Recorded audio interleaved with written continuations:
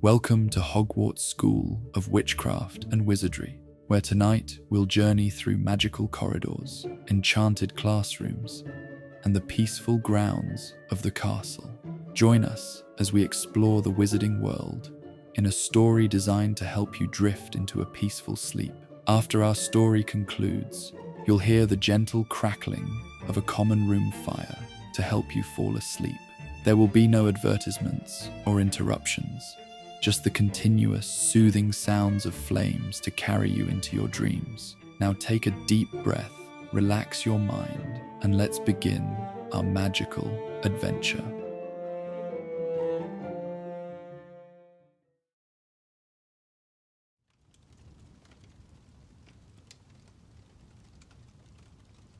The evening air at Hogwarts carried a gentle chill as autumn settled over the castle grounds. Golden light spilled from windows onto the darkening lawn, and the first stars appeared in the dusky purple sky above the astronomy tower. Inside the castle, the familiar sounds of students making their way to their common rooms echoed through the stone corridors. Footsteps, laughter, and the occasional meow of Mrs. Norris patrolling the halls. Harry Potter walked alone through the third-floor corridor, his footsteps soft against the worn stone floor. The torches along the walls cast long, dancing shadows that moved with him as he made his way to Professor Dumbledore's office. The headmaster's invitation had come during dinner, delivered by a small folded parchment bird that had landed gracefully beside Harry's pumpkin juice. 8 o'clock, my office, it had read in Dumbledore's elegant handwriting. Bring only yourself and your curiosity. The password is Peppermint Toad. As Harry approached the stone gargoyle guarding the entrance to Dumbledore's office, he adjusted his glasses and brushed his unruly hair away from his forehead. Peppermint Toad, he said softly. The gargoyle nodded once and leapt aside, revealing the familiar spiral staircase that moved upward like a slow-turning screw. Harry stepped onto it and allowed himself to be carried to the polished oak door with the brass knocker. Before he could raise his hand, the door swung open silently, revealing the headmaster's circular office. Harry," said Dumbledore, rising from behind his desk. "Right on time. Do come in." The office was just as Harry remembered it, the walls lined with portraits of past headmasters and headmistresses, most of whom appeared to be sleeping in their frames. Dumbledore's collection of curious silver instruments hummed and whirred quietly on spindle-legged tables, releasing occasional puffs of coloured smoke. Fawkes the Phoenix dozed on his perch, his brilliant red and gold plumage glowing softly in the candlelight. What was different was the atmosphere. The room seemed dimmer than usual, lit primarily by dozens of candles that floated near the ceiling, casting a warm, golden light that made the office feel smaller, more intimate. The air smelled faintly of old books, lemon, and something else. Something like the air after a summer rain.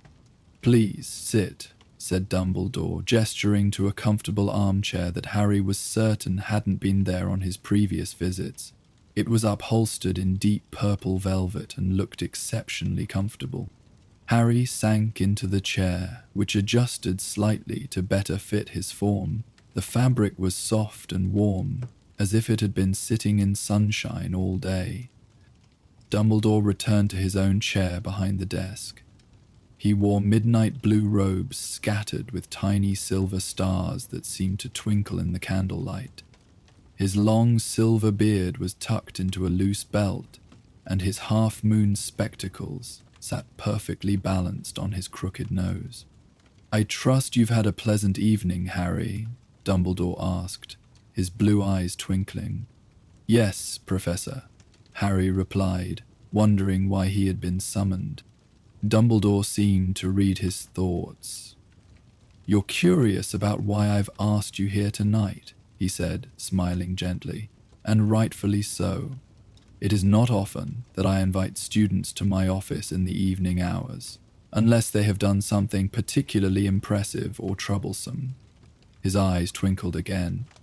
You'll be pleased to know it's the former rather than the latter in this case. Harry relaxed a little. Dumbledore reached into a drawer of his desk and drew out a small silver key. It caught the candlelight and reflected it in dancing patterns across the ceiling. There comes a time, Dumbledore said, turning the key over in his long fingers, when a teacher must recognize that a student is ready for knowledge beyond what can be taught in a classroom. He stood and walked to a cabinet that Harry had never paid much attention to before. It was made of dark wood, with intricate carvings of magical creatures along its edges. Dumbledore inserted the key into a lock that seemed to appear just as the key approached it. The cabinet door swung open silently, revealing a shelf lined with books of various sizes and colors. The headmaster reached in and carefully removed something wrapped in what appeared to be velvet, the color of midnight. Returning to his desk, Dumbledore set the velvet-wrapped object down and carefully unfolded the fabric. Inside was a book, or what appeared to be a book at first glance. It was about the size of a standard textbook, but much thicker. The cover was made of deep, rich leather that showed signs of great age. There was no title, no author's name, just a simple design embossed in what looked like silver. A tree with spreading branches, its roots extending deep into the earth. "This," said Dumbledore quietly, "is something I believe you are ready to experience." He carefully pushed the book across the desk toward Harry. The candlelight played across its surface, highlighting the intricate details in the tree design. Tiny leaves that seemed to flutter slightly, roots that appeared to dig deeper into the leather. "What is it, Professor?" Harry asked, leaning forward to get a better look. "It has no proper name," Dumbledore replied. "Those who have encountered it over the centuries have called it many things: the Book of Whispers, the Silent Sage, the Memory Tome. I simply think of it as a very special book." Harry reached out tentatively, his fingertips hovering over the cover. "You may touch it, Harry. In fact, I encourage you to do so." Harry gently placed his hand on the book's cover. The leather was unexpectedly warm, almost like a living thing, and beneath his palm he felt a subtle vibration, as if the book were breathing. "It's warm," he said, surprised. Dumbledore nodded. "Indeed. This book is unlike any other you have encountered. It contains no written words on its pages, yet it holds more wisdom than most libraries." He leaned forward slightly, his voice dropping to a softer tone. "When you open it, Harry, you will find blank pages. But they are not truly blank. They are waiting. Waiting for what, sir? For the right reader? For the right moment? For the right question?" Dumbledore's eyes were kind but serious. "This book does not offer information freely or easily. It reveals what you are ready to learn, when you are ready to learn it." Harry looked down at the book, feeling its gentle warmth and subtle vibration beneath his hand. "How does it work?"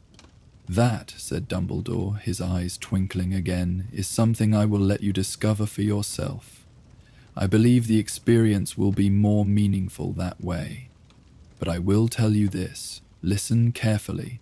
Not just with your ears, but with your heart and mind as well." Harry nodded, both intrigued and slightly confused. Sensing his hesitation, Dumbledore added, "There is no right or wrong way to interact with this book, Harry. It meets each reader where they are. All I ask is that you approach it with an open mind and a willing heart." Should I open it now?" Harry asked. "If you wish to," Dumbledore replied. "Or you may take it with you to a quiet corner of the castle where you feel comfortable. The choice is yours." Harry considered for a moment, looking around the peaceful office with its softly humming instruments and sleeping portraits. "I think I'd like to try here, sir, if that's all right." "Of course," Dumbledore said, settling back in his chair. "I will remain silent and allow you to experience this in your own way." With a deep breath, Harry carefully opened the cover of the book. The binding made no sound, no creak of leather, no rustle of pages. It opened as smoothly as if it had been waiting just for him. As Dumbledore had said, the first page appeared blank, a sheet of what looked like parchment, but finer than any Harry had seen before. It had a subtle, pearlescent quality that caught the candlelight in a way that made it seem to glow from within. Harry waited, unsure what would happen next. For several long moments, nothing did. The page remained blank, the office quiet except for the gentle humming of Dumbledore's silver instruments and the occasional soft snore from one of the portraits. Then, very gradually, Harry became aware of a sound, so faint at first that he wasn't sure if he was imagining it. It was like the whisper of wind through leaves or the distant murmur of a stream. As he focused on the sound, it became clearer, resolving into what seemed like a voice, though not one he could identify. It was neither male nor female, neither young nor old, but somehow all of these at once. "To begin," the voice whispered, "you must first quiet your mind." Harry glanced up at Dumbledore, who nodded encouragingly but remained silent as promised. Taking another deep breath, Harry tried to quiet his thoughts, focusing his attention on the blank page before him. As he did, he noticed something strange. The longer he looked at the page, the less blank it seemed. There were subtle variations in the texture, patterns that shifted and changed as he watched, like ripples on water. "Better," whispered the voice. "Now, what do you seek?" The question caught Harry off guard.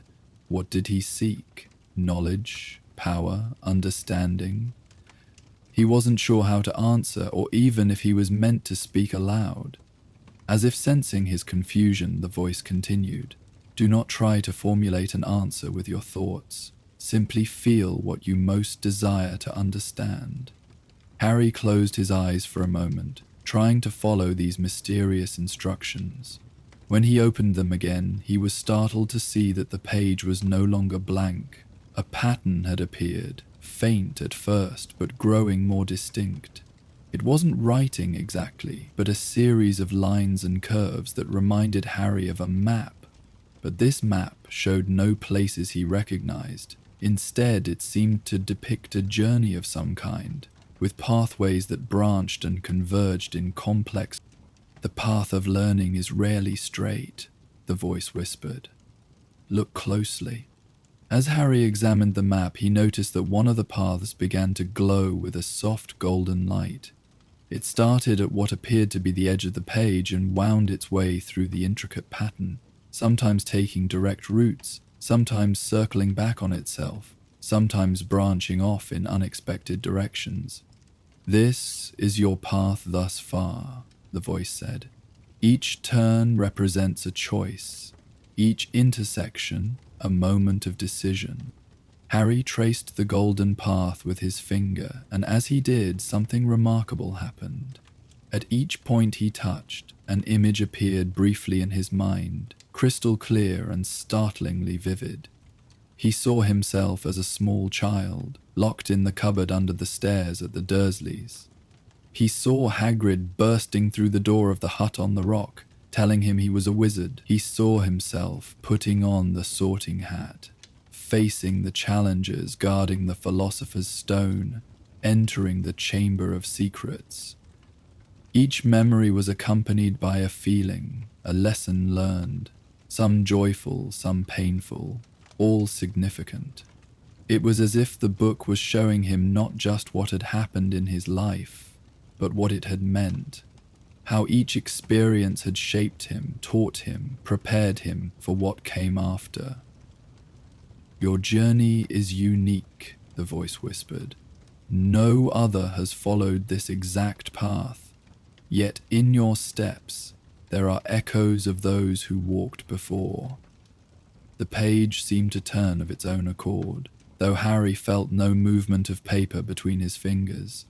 The map faded, and in its place appeared what looked like a window, a rectangular space that showed not the office around him, but a scene from a time long past. In this vision, Harry saw a young man with auburn hair and a beard that was just beginning to show traces of the silver it would one day become. With a jolt, Harry realized he was looking at a young Albus Dumbledore. He was in what appeared to be a small workshop, leaning over a table covered with parchments, covered in complex magical formulas. His expression was one of intense concentration, but also frustration. "I was attempting to understand the fundamental properties of dragon's blood," whispered a new voice, still not Dumbledore's, but somehow carrying his essence.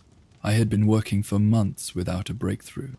In the vision, young Dumbledore pushed the parchments away with a sigh of exasperation. He stood and walked to a window, looking out at a view of mountains Harry didn't recognize. "I was convinced that the answer lay in more research, more experiments, more hours spent in isolation," the voice continued. "I was determined to force understanding through sheer effort of will." The scene shifted, showing Dumbledore walking through a forest. His expression was no longer frustrated but peaceful. He stopped to examine a flowering plant growing beside a fallen log, kneeling to observe it more closely.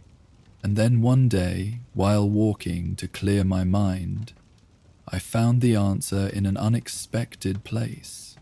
Not in my calculations or experiments, but in the simple observation of a mountain orchid growing in conditions where it should not have thrived." The vision showed Dumbledore carefully examining the orchid, then looking at the soil around it, testing it with his fingers. His expression changed to one of sudden realization, and he quickly conjured a notebook and quill, scribbling rapidly. The orchid had adapted to the harsh soil by forming a symbiotic relationship with a particular fungus, the voice explained. This relationship allowed it to extract nutrients that would otherwise have been unavailable. It was this principle of transformation through relationship that led to my discovery of the 12 uses of dragon's blood. The vision faded, leaving the page blank once again. But the voice remained. "The lesson is this: sometimes we must stop striving to find what we seek. True understanding often comes not from force of will, but from openness to unexpected sources of wisdom." Harry considered this, remembering times when he had been stuck on a problem in class, or in life, only to find the solution when he stopped actively seeking it. Is that why you wanted me to have this experience with the book?" Harry asked softly. "To learn this lesson." He was looking at Dumbledore as he asked the question, but it was the whispering voice that answered. "Every reader finds different wisdom in these pages," it said. "What you perceive is what you are ready to understand." The page turned again, and another scene appeared, this time showing a witch Harry didn't recognize.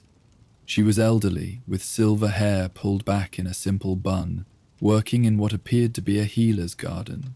She moved slowly among the plants, touching each one with gentle fingers, sometimes stopping to harvest a leaf or flower with precise movements. Healer Heloise spent 60 years developing cures for magical maladies, a new whispering voice explained. Her methods were considered unconventional by many of her contemporaries. In the vision, other healers in lime green robes were shown watching Heloise, with expressions ranging from skepticism to disdain. One was clearly arguing with her, gesturing emphatically at a bubbling cauldron, while Heloise simply smiled and continued with her work. While others relied solely on complex potions and spell work, Heloise believed in the wisdom of observation and patience. She would spend weeks simply watching her patients and the plants in her garden, looking for patterns others missed. The scene shifted to show Heloise sitting beside the bed of a small child whose skin had an alarming blue tinge. The healer held the child's hand, her eyes closed in concentration. Then she opened her eyes, smiled reassuringly at the child, and went to her garden, where she carefully selected not the showiest or most magical-looking plants, but a small, unremarkable herb growing in the shadow of a larger bush. Her greatest discovery.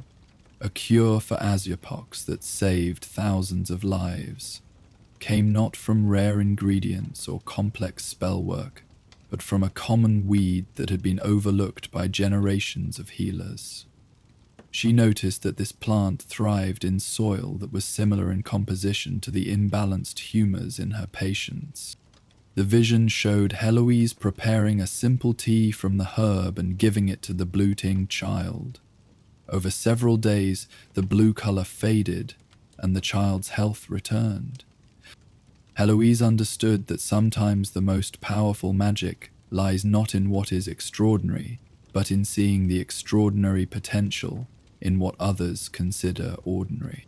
The scene faded, and Harry found himself looking at the blank page again, reflecting on this new lesson. He thought of his own friends, Ron, who often felt overshadowed by his brothers, but whose strategic mind and loyalty were extraordinary in their own way. Neville, whose quiet dedication to herbology held more power than many realized. Luna, whose unusual perspectives often revealed truths others missed. The most powerful magic, Harry murmured, is sometimes the simplest. Indeed, the whispering voice agreed, and often found where least expected. The page turned once more, and Harry found himself looking at a scene that made his heart skip a beat. A man and woman were sitting beside a crib, smiling down at a baby with a tuft of black hair. His parents, Lily and James Potter, looking exactly as they did in the photographs Hagrid had given him. "Your parents," a new voice whispered, gentle and warm. They understood a magic greater than any taught at Hogwarts. In the vision, Lily reached down to touch the baby's cheek, her green eyes, Harry's eyes, full of love. James had his arm around her shoulders, his expression one of pride and wonder. The night they faced Lord Voldemort, they wielded this magic without hesitation, without regret. It was not a choice made in a moment of crisis, but one they had made long before, every day, in how they lived and loved. The scene shifted to show Lily standing before the crib, her arms outstretched, facing a tall, dark figure whose face was mercifully shadowed in the vision. Your mother's sacrifice is often described as an ancient magic, something mysterious and rare. But in truth it is the most common magic of all, present wherever love exists. What made it powerful enough to defeat the darkest wizard of the age was not its rarity, but its purity and completeness. The vision faded gently, leaving Harry with a warm feeling despite the sadness of seeing his parents only in these echoes of memory. Love, the voice whispered, is not weak or soft as some would claim.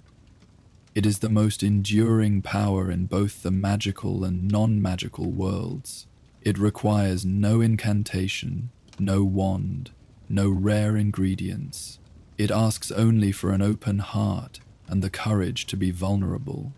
Harry felt a lump in his throat and blinked rapidly to clear the moisture from his eyes. He had known that his mother's love had protected him, but he had never thought of it quite this way, as a magic that was both ordinary and extraordinary, simple and profound. He looked up to find Dumbledore watching him with a gentle expression. The headmaster's eyes, too, seemed unusually bright in the candlelight. "The book is showing me things about my parents," Harry said quietly. Dumbledore nodded. "The book has a way of revealing what we need most to understand," he said.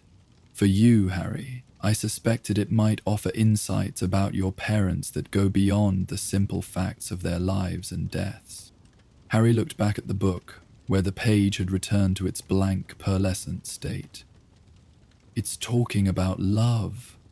How my mother's sacrifice wasn't just some rare, ancient magic, but something more common, but just as powerful.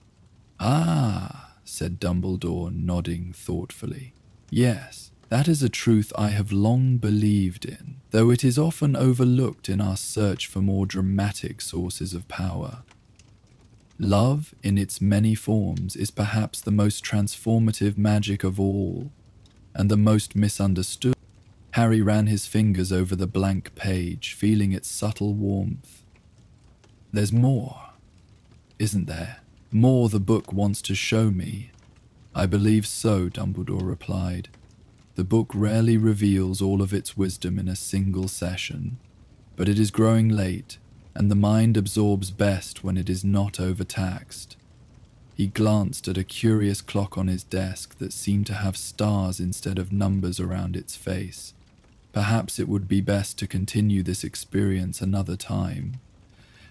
Harry was reluctant to stop, but he could feel a pleasant tiredness settling over him, and he knew Dumbledore was right. The revelations of the book, though not physically demanding, had required a kind of mental and emotional energy that had left him feeling peacefully drained. Can I borrow the book, Professor?" he asked. Dumbledore considered this for a moment, then nodded. "I believe that would be appropriate, yes. The book seems to have formed a connection with you, which is not something it does with every reader. You may keep it for a time, but I would suggest keeping it somewhere private and secure. Not because it is dangerous, but because the experience it offers is deeply personal." "I will, sir. Thank you." Harry carefully closed the book, feeling a slight reluctance from it, as if it were not quite ready to end the session either. He wrapped it back in the velvet cloth Dumbledore had used to protect it. "One more thing, Harry," Dumbledore said as Harry prepared to leave. "The book responds not only to your questions and desires, but also to your state of mind. You may find that it reveals different wisdom at different times, depending on your needs and readiness." Harry nodded, tucking the wrapped book carefully into his robes. "I understand, Professor." Dumbledore smiled. "Good night then, Harry, and remember, the greatest wisdom often comes not from finding answers, but from learning to ask better questions." With those words echoing in his mind, Harry left the headmaster's office and made his way back through the quiet corridors of Hogwarts to Gryffindor Tower. The castle seemed different somehow. The same stone walls and moving staircases, but viewed through a lens of new understanding. In the common room, he found Ron and Hermione waiting for him, curious about his meeting with Dumbledore. He told them about the book, not everything it had revealed, which felt too personal to share completely, but enough to convey its mysterious nature. "A book with no words that whispers wisdom," Hermione said, her eyes wide with scholarly excitement. "I've never heard of anything like it. It must be incredibly rare. I wonder if it's mentioned in Hogwarts, a history, or magical manuscripts through the ages, or—" "Blimey, Hermione, take a breath," Ron interrupted with a grin. "Only you would be more interested in researching a magical book than in actually experiencing it." He turned to Harry. "So what did it say to you, or show you, or whatever it does?" Harry hesitated. "It's hard to explain," he said finally. "It was more like having a conversation with memories. Different voices sharing different kinds of wisdom." He looked down at the wrapped book in his hands. "I think it shows different things to different people, depending on what they need to learn." Later that night, after Ron and Hermione had gone to bed, Harry sat alone by the dying fire in the common room. The castle was quiet, the only sounds the occasional crack of the embers and the distant hooting of an owl outside the window. He carefully unwrapped the book again and opened it on his lap. The pages were blank as before, their pearlescent surface catching the firelight in subtle ways. Harry traced his fingers over the page, feeling that curious warmth beneath his skin. "Hello again," he whispered. For a long moment, there was no response. Then, just as Harry was beginning to think the book might not work away from Dumbledore's office, he heard it. That soft, whispering voice, like the sound of wind through distant trees. "Greetings, young seeker," it said. "What wisdom do you search for in the quiet hours of night?" Harry thought about this. What did he want to know? There were so many questions swirling in his mind, about his parents, about the prophecy, about Voldemort, about his own fate. "I want to know," he said softly, "how to face what's coming, how to be ready." The page before him remained blank for a moment. Then slowly, an image began to form. Not a scene this time, but a symbol. It was a simple circle with a dot at its center, drawn in what looked like silver light. "The warrior prepares for battle by sharpening his sword," whispered the voice. "The scholar prepares for discovery by organizing her knowledge. But how does one prepare for an uncertain future?" The circle began to change, expanding outward in ripples, like a stone dropped into still water. Each ripple created new circles that intersected with others, forming an intricate pattern. The future is not a single path, but many possibilities, each born from the choices of countless beings. No one can predict with certainty what will come to pass. Harry felt a twinge of disappointment. This wasn't the clear guidance he had hoped for. As if sensing his reaction, the voice continued. "But this is not cause for despair. It is the source of your greatest strength." The rippling circles on the page began to glow more brightly, and at each intersection point, a tiny star appeared. These stars represent moments of choice, points where your decisions shape which possible future becomes reality. True preparation lies not in knowing what will come, but in knowing who you are and what you stand for at each of these moments. The stars began to pulse gently, like heartbeats. The wizard who knows his own heart cannot be led astray, even in the darkest night. The witch who understands her own values will find her path, even when all others are confused. This is the wisdom of the center point in the circle of possibility. Harry stared at the glowing pattern, considering these words. It wasn't the concrete advice or magical technique he might have expected, but something resonated within him nonetheless. For saying, the best way to prepare isn't to try to predict everything that might happen, but to be clear about my own values, my own heart.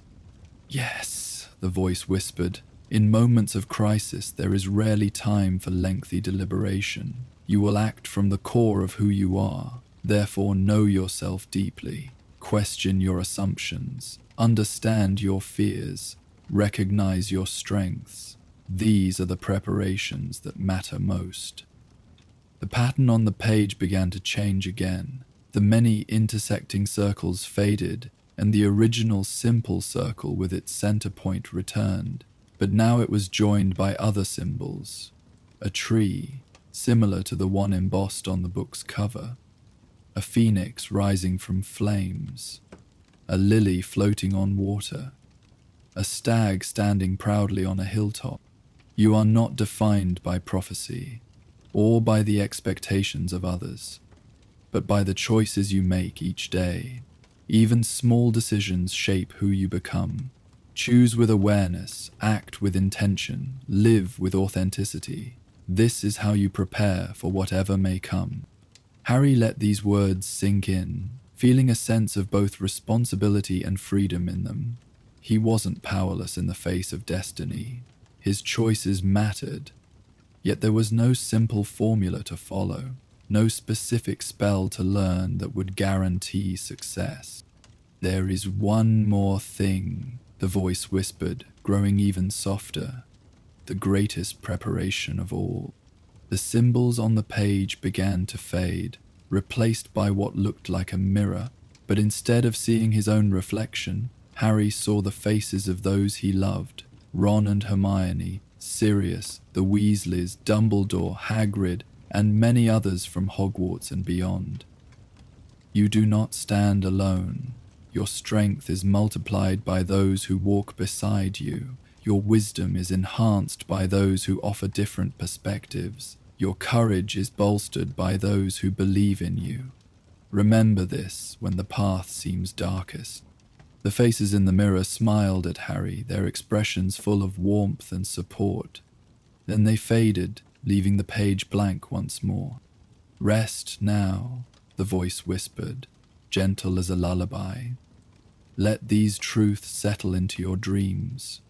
We will speak again when you are ready for more." Harry felt his eyelids growing heavy, a peaceful tiredness washing over him. He carefully closed the book and rewrapped it in its velvet cloth. Making his way up to the dormitory, he placed the book securely in his trunk before changing into his pajamas and climbing into bed. As he drifted towards sleep, the whispering voice seemed to echo in his mind, "You do not stand alone." It was a comforting thought to carry into his dreams. The next few days were busy with classes, homework, and Quidditch practice, giving Harry little time to return to the mysterious book. But he found himself thinking about its whispered wisdom at odd moments, while stirring a potion in Snape's class, during a challenging transfiguration lesson, or when practicing defensive spells with Dumbledore's army. The lessons weren't always easy to apply. When Malfoy made particularly cutting remarks about Ron's family during potions, Harry's first instinct was still anger rather than the calm self-acknowledge the book had encouraged. When faced with a mountain of homework and too little time, he still felt overwhelmed rather than centered in his values and choices. But there were moments when the whispered wisdom seemed to click into place. During a DA meeting, he found himself instinctively adapting his teaching approach to help Neville master a difficult charm, drawing on the book's lesson about finding extraordinary potential in what others overlook. When Luna was being teased about her unusual beliefs, Harry found himself defending her not out of mere obligation, but from a genuine appreciation for her unique perspective, another echo of the book's teachings.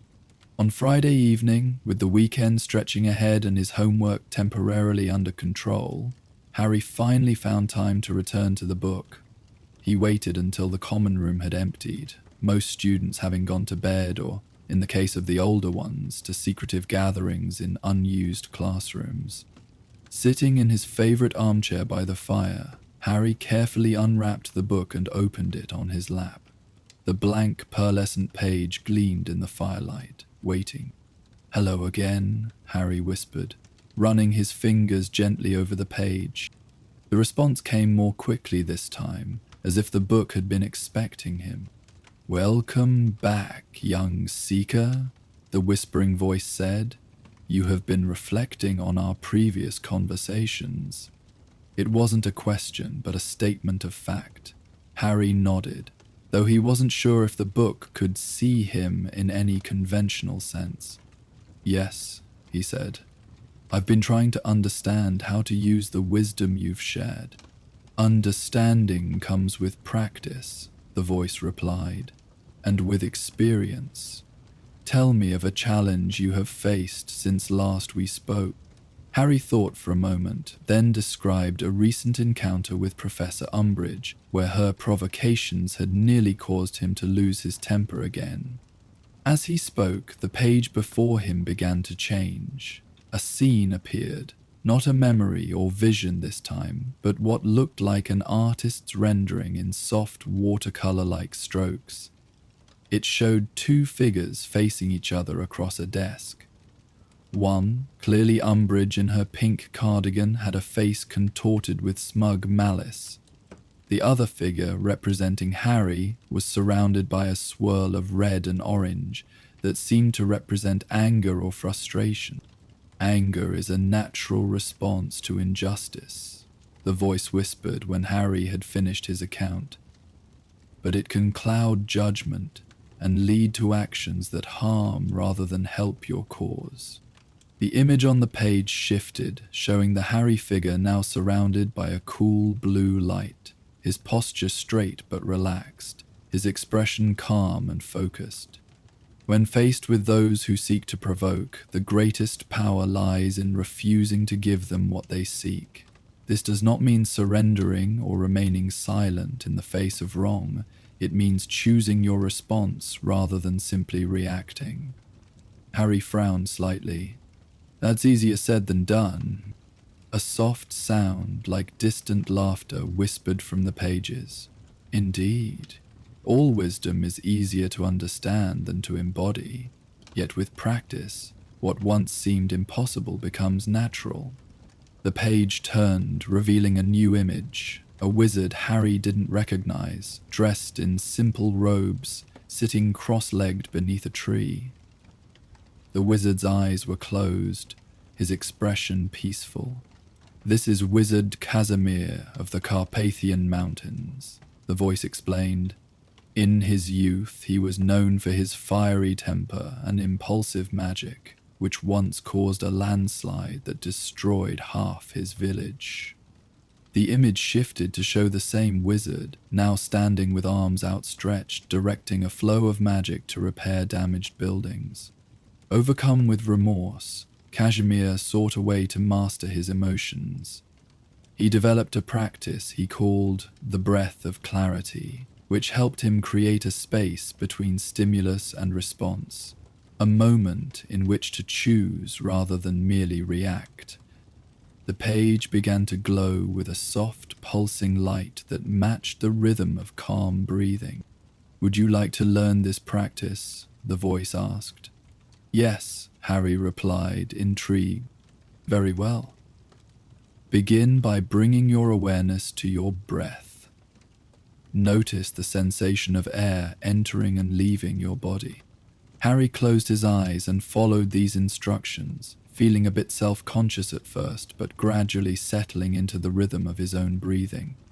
Now imagine that each breath brings clarity, like cool water washing through your mind. Each exhale releases tension, carrying away confusion and reactivity. As Harry continued this breathing practice, he began to feel a subtle shift, a sense of spaciousness in his thoughts, a slight distance from his immediate reactions. In moments of provocation, the voice continued, return to this breath. Even a single conscious breath can create the space needed to choose your response, rather than being driven by reaction. With practice, this can become second nature. Harry opened his eyes, feeling oddly refreshed, as if he'd just taken a cool drink on a hot day. That was different, he said, not sure how else to describe the experience. Different from the magic you typically practice, yes, the voice agreed, yet no less powerful in its way. Remember that not all strength comes from dramatic displays of power. Sometimes the greatest magic lies in the quiet choice to remain centered in the midst of chaos. The page turned again, revealing a new image, this time of a circular stone basin that Harry recognized immediately as a pensieve, similar to the one in Dumbledore's office. The pensieve is a tool for examining memories from a distance, the voice explained. It allows the viewer to separate from the immediate emotions of an experience and see with greater clarity, but one need not have an actual pensieve to gain such perspective. The image shifted, showing a witch standing with her eyes closed, a thoughtful expression on her face.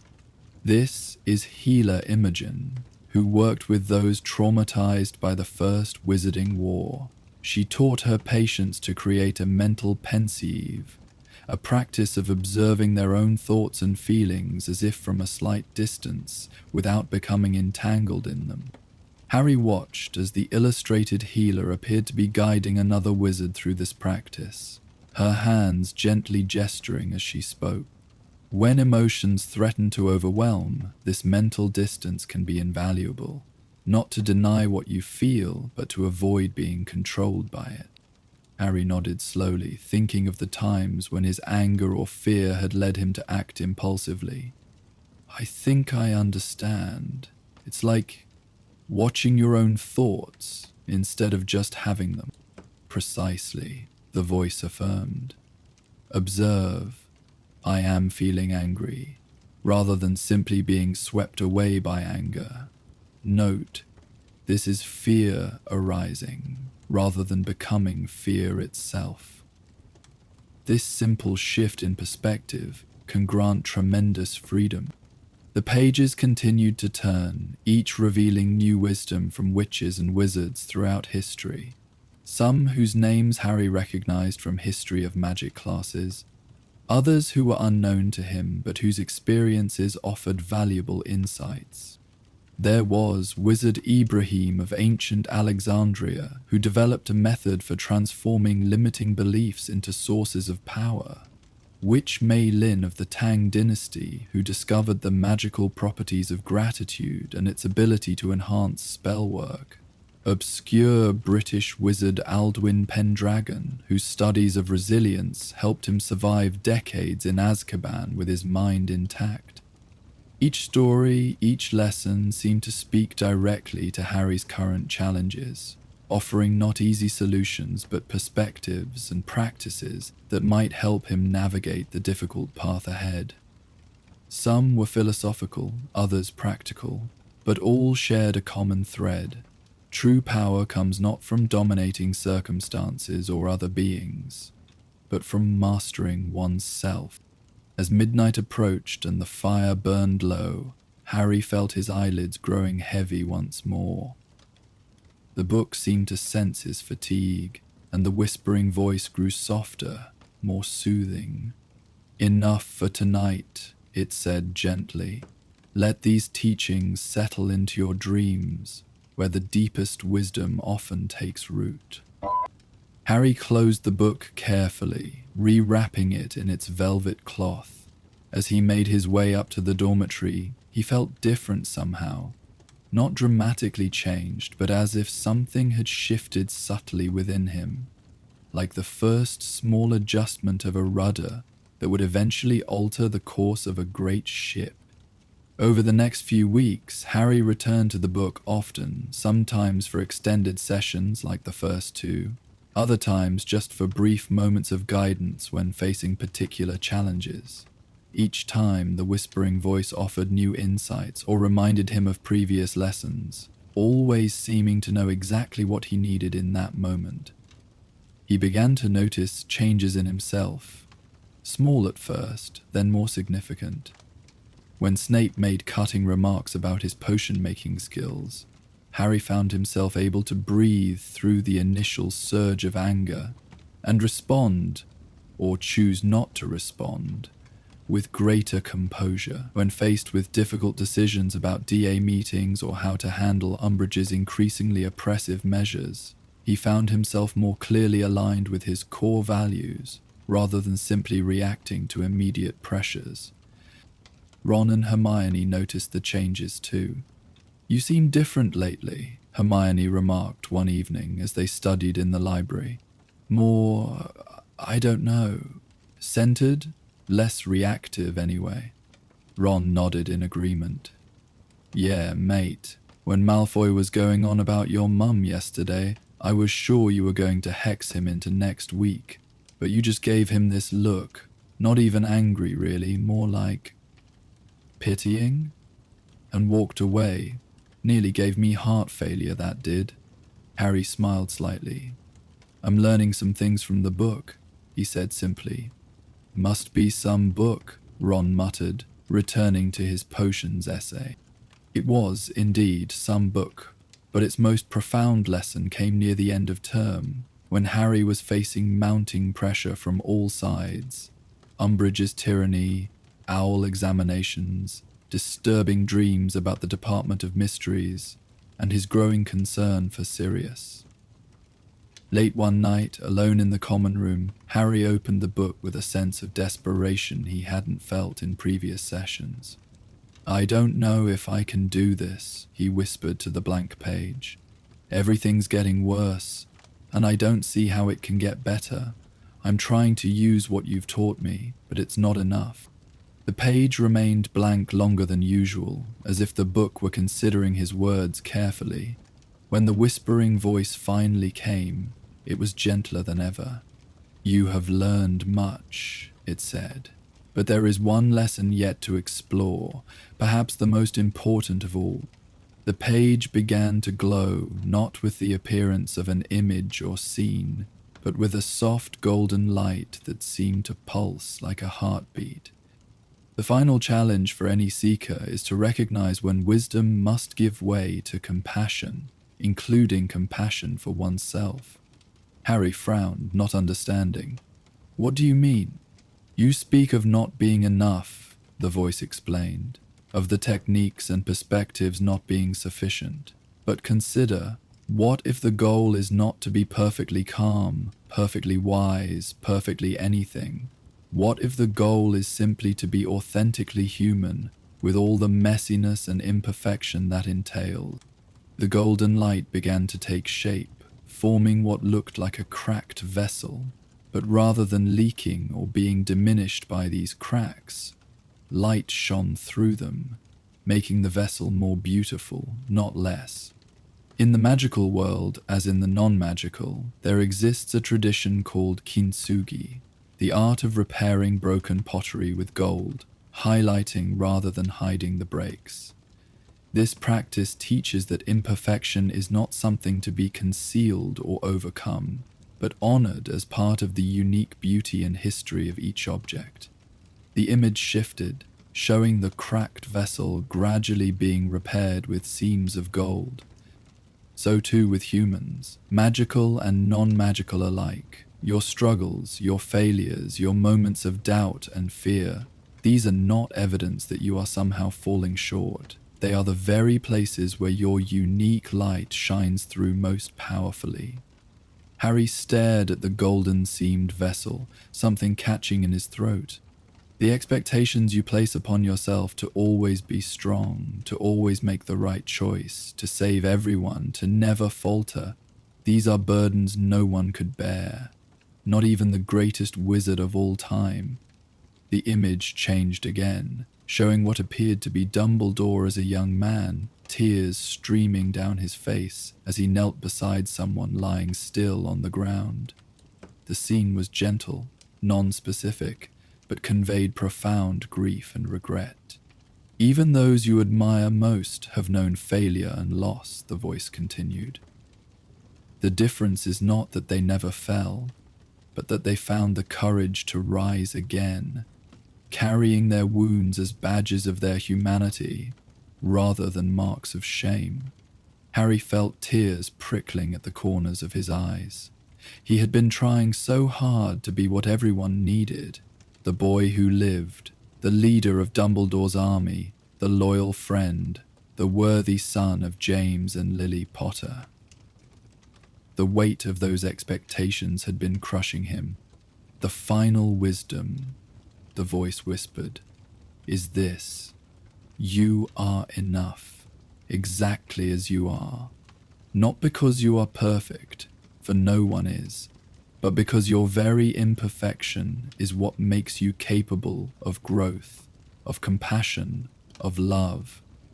The pages of the book began to turn on their own, faster and faster, flashing images from Harry's previous sessions, the map of his journey, young Dumbledore's realization in the forest, Healer Heloise with her overlooked herbs, Harry's parents by his crib, Wizard Casimir learning to breathe through anger, Healer Imogen teaching perspective, Witch Malin discovering gratitude, and dozens more lessons and stories that had been shared. But this time, Each image was overlaid with the same golden light, the same pattern of beautiful imperfection. All of these teachings, the voice said as the pages finally slowed and stopped, all of these practices and perspectives are not meant to make you superhuman. They are meant to help you embrace your humanity more fully, with all its glorious messiness and imperfection. The book fell open to a page that appeared different from all the others.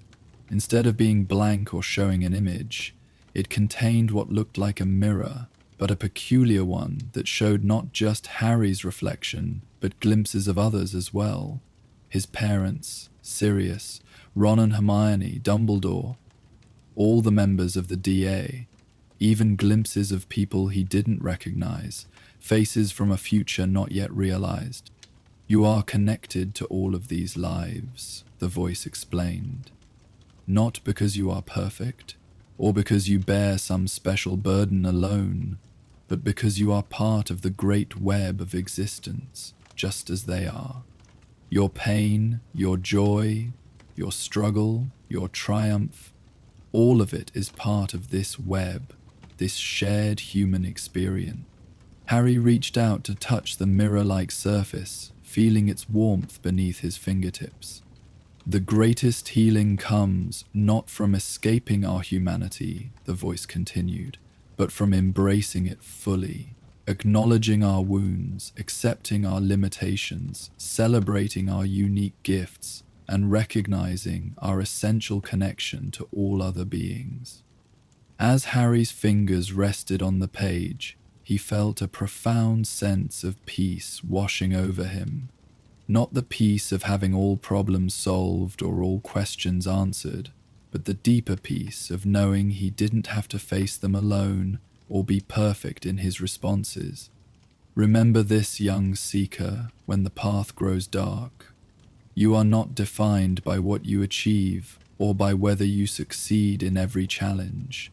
You are defined by your capacity to remain open-hearted in a world that would close you, to choose compassion when fear would be easier, to rise again when you fall. The mirror-like surface began to fade, returning to the book's now familiar blank, pearlescent page.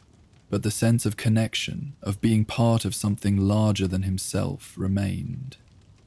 And remember too, the voice whispered, growing fainter now, that the greatest wisdom often comes not from ancient tomes or powerful artifacts, but from the quiet voice of your own heart, when you have the courage to listen.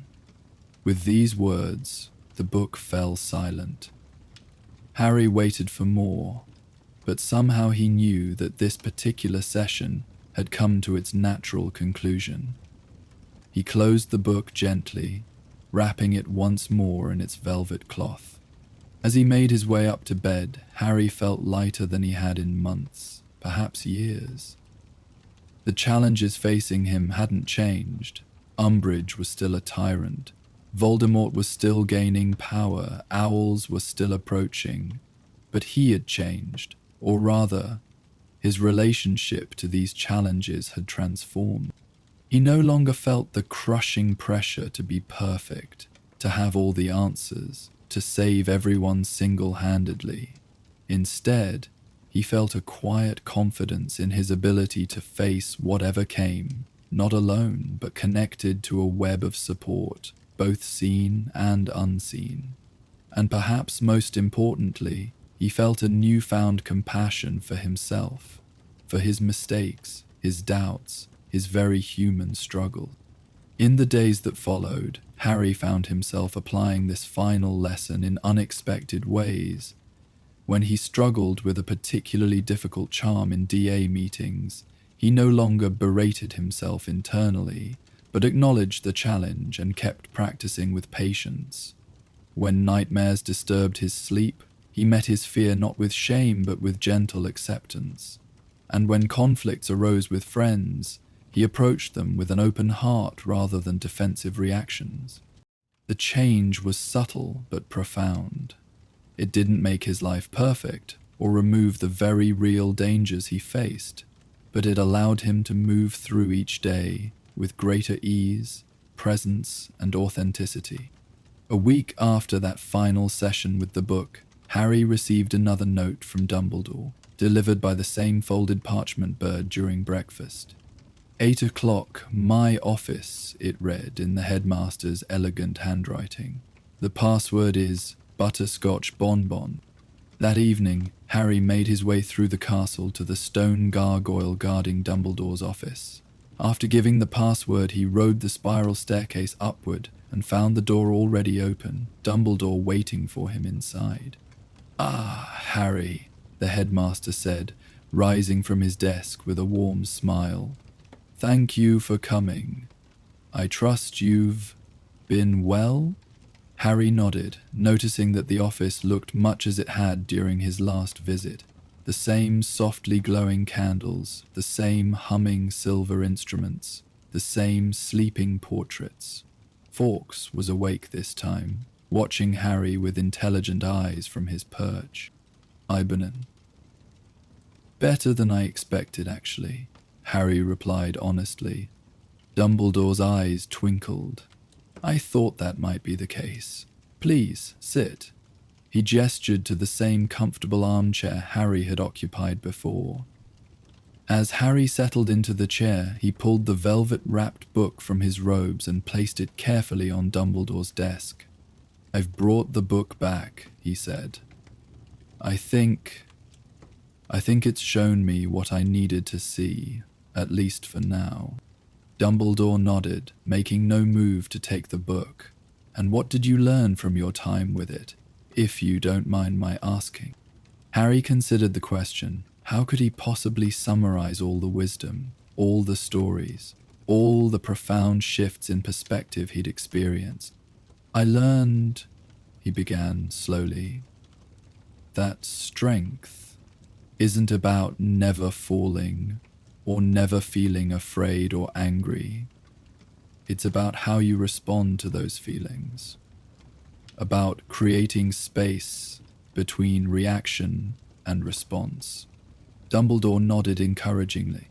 "I learned that sometimes the most powerful magic isn't flashy or dramatic, but quiet and subtle, like observation or patience or seeing the extraordinary in what seems ordinary." Harry paused, gathering his thoughts. "But I think the most important thing I learned was about imperfection. About how being human means being imperfect, and that's not something to fix or hide. It's something to honor, even. That the cracks and broken places aren't failures. They're where the light shines through." Dumbledore's eyes seemed unusually bright in the candlelight. "Eloquently put, Harry, and profound wisdom indeed." He leaned forward slightly. "Would you say the book has been helpful to you?" Harry nodded without hesitation. "Very helpful, sir. It's changed the way I think about a lot of things." "I'm pleased to hear it," Dumbledore smiled. "The book has been a companion of mine for many years, offering different wisdom at different times in my life. I suspected it might have something valuable to share with you as well." He reached out and gently touched the velvet-wrapped book. "Would you like to keep it longer? The book does not typically reveal all its wisdom at once, and there may be more it wishes to share with you in time." Harry considered this offer. Part of him wanted to accept immediately. The book had become a valued guide, and the thought of having it available for further sessions was appealing. But another part of him sensed that, for now at least, its role in his life had reached a natural pause. "I think," he said slowly, "that maybe it should stay with you for now, Professor. But perhaps I could borrow it again sometime, if I need it." Dumbledore nodded, his expression approving. "A wise decision, Harry.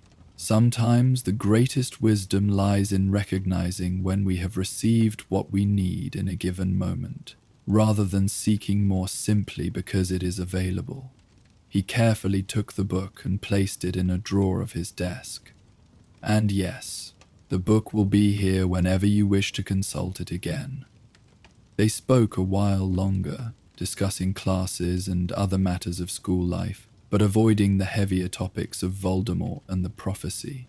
It was a peaceful conversation, one that left Harry feeling both relaxed and somehow strengthened.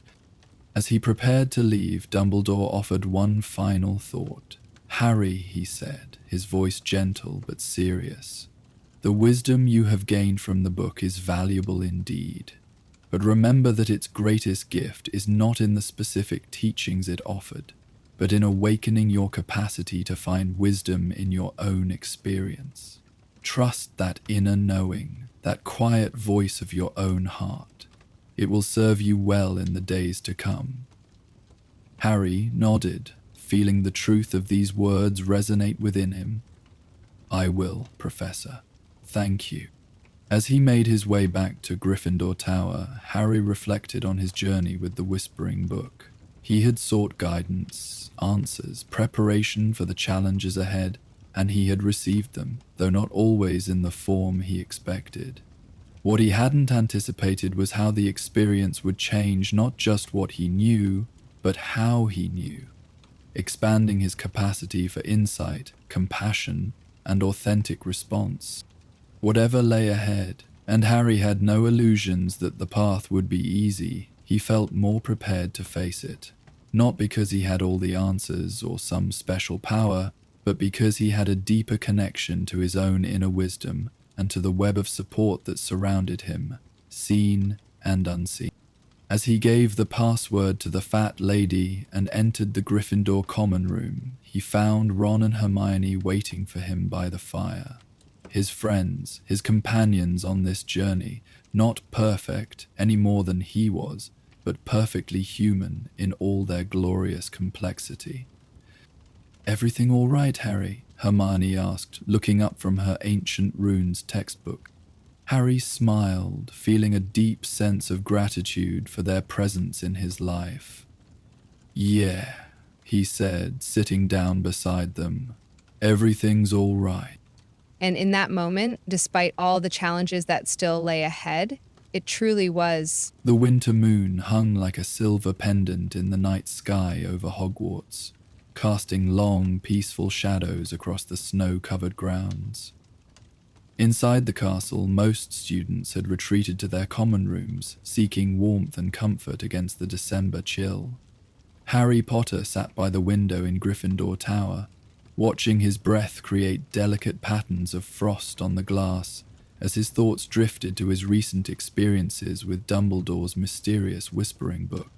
It had been nearly a month since he'd returned the book to the headmaster, and though he hadn't sought it out again, the wisdom it had shared continued to unfold within him like a slowly blooming flower. He found himself noticing things he might have overlooked before.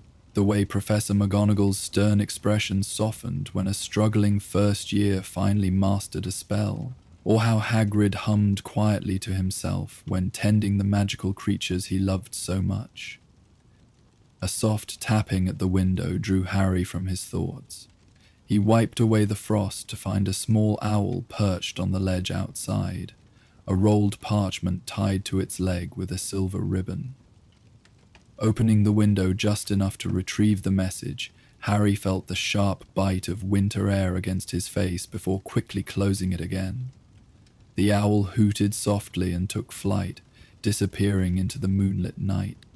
Unrolling the parchment, Harry recognized Dumbledore's elegant handwriting immediately.